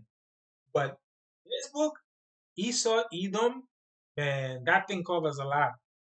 That thing cover Jacob trouble. That thing cover World War Three, World War. That thing cover a lot, man. That thing cover a lot. So that book, you specifically, you need to read. Even when I say Jacob trouble is something only few of us understand. So it mentioned Jacob trouble. Christianity don't understand Jacob trouble. They don't even know what Jacob trouble is. When you ask them what is Jacob trouble, they don't know. But this book talk about Jacob trouble, and it specifically tell you Jacob trouble is coming. So and they tell you who Esau Edom is. They understand that the Caucasian people are Esau, and they understand that Amalek, which is the so-called Jewish people we know today who's in Jerusalem right now, are the Amalekites. They understand that. But all praises to the Most High God by Hashem Yahushai. There's been another wonderful Sabbath finally finished. Who are the true people of God, going through the curses and the prophecies and the curses, aligning with history, aligning with government document, official documents signed by by the president and otherwise, going over prophecies and curses, showing you who the true people of God's are and what's going to happen to you. Are they going to be living in these last days based on prophecy, based on history, based on archaeology, based on everything, right? So it aligns to who the true God peoples are, right? Who God peoples are, right? So this it goes. to all the prophecies and Deuteronomy chapter 28, starting at verse 15 all the way up to 68, right? Verse 16 all the way up to 68. So it happened. It was three live. So each live lasted at least 2.5 hours, 3 hours. So there was a total of 6 hours to 8 hours. Finally, finally was done with it. So I gave you a full picture of who God peoples are, right? Who a full picture of who God peoples are, with aligning with the history, with the Bible, the Torah, Deuteronomy chapter 68, and then also too, I gave you some quote and prior, gave you some quote, you know, um, quote from this person, this person um, that the Jewish people claimed that caused the Holocaust. And then because the white Jews know that the Negroes are the real children of Israel, and to keep America secret, the Jews will blackmail America. They will exert America. Their plan of world domination will not work if the Negroes know who they are. And we now know who we are. So it's not going to work. The white citizen of America will be terrified to know that all the time they have been mistreating, discriminating, and lynching the children of Israel. I'm not gonna name the person that said it because it will flag my life, because these people are in control of everything. So you should know who's in control of everything. And then again, another quote by the president of Egypt, Gabel Abdel Nasser. That one I can name. The Jewish people, never be able to live in Israel in peace because they left here black and came back white. They left here black and came back white. And that's why you see that for real, what he says, because it's aligned with prophecy. God said he's going to have war with Amalek. That's how we know the Jewish people in Israel right now are Amalekites. Because God said he's going to have war with Amalekites forever. So that's why it says that the Jewish people will never live in Israel in peace because they left here black and they came back white. And they have never been in peace. They have never been peace in Israel. They have never been peace in Israel. So this quote stand truth and in line with prophecy. Because God said he's gonna have war with Amalek forever until Christ come back. And then also I have this quote. I have many quotes I started before the live to prove that the Negroes, the so-called Negroes, so-called Hispanic and Hispanic men, women, are the chosen people of God. Still today are the chosen people by blood. And this is why we hated by all nations, because they hated us not because of the color of our skin, how beautiful our lips and eyes and looks are, because they envy us. That's why they go and do surgery to increase their lips, to increase their butt. They want to look like us. But anyway, all praises to the Most High God by Hashem Yohaishai. All praises to the Most High God Yahweh. Happy Sabbath to all my brothers and sisters who are keeping the commandment, have faith in Christ, and who are keeping the commandments of God and have faith in the Son, who are keeping the commandments of God and have faith in your house, right?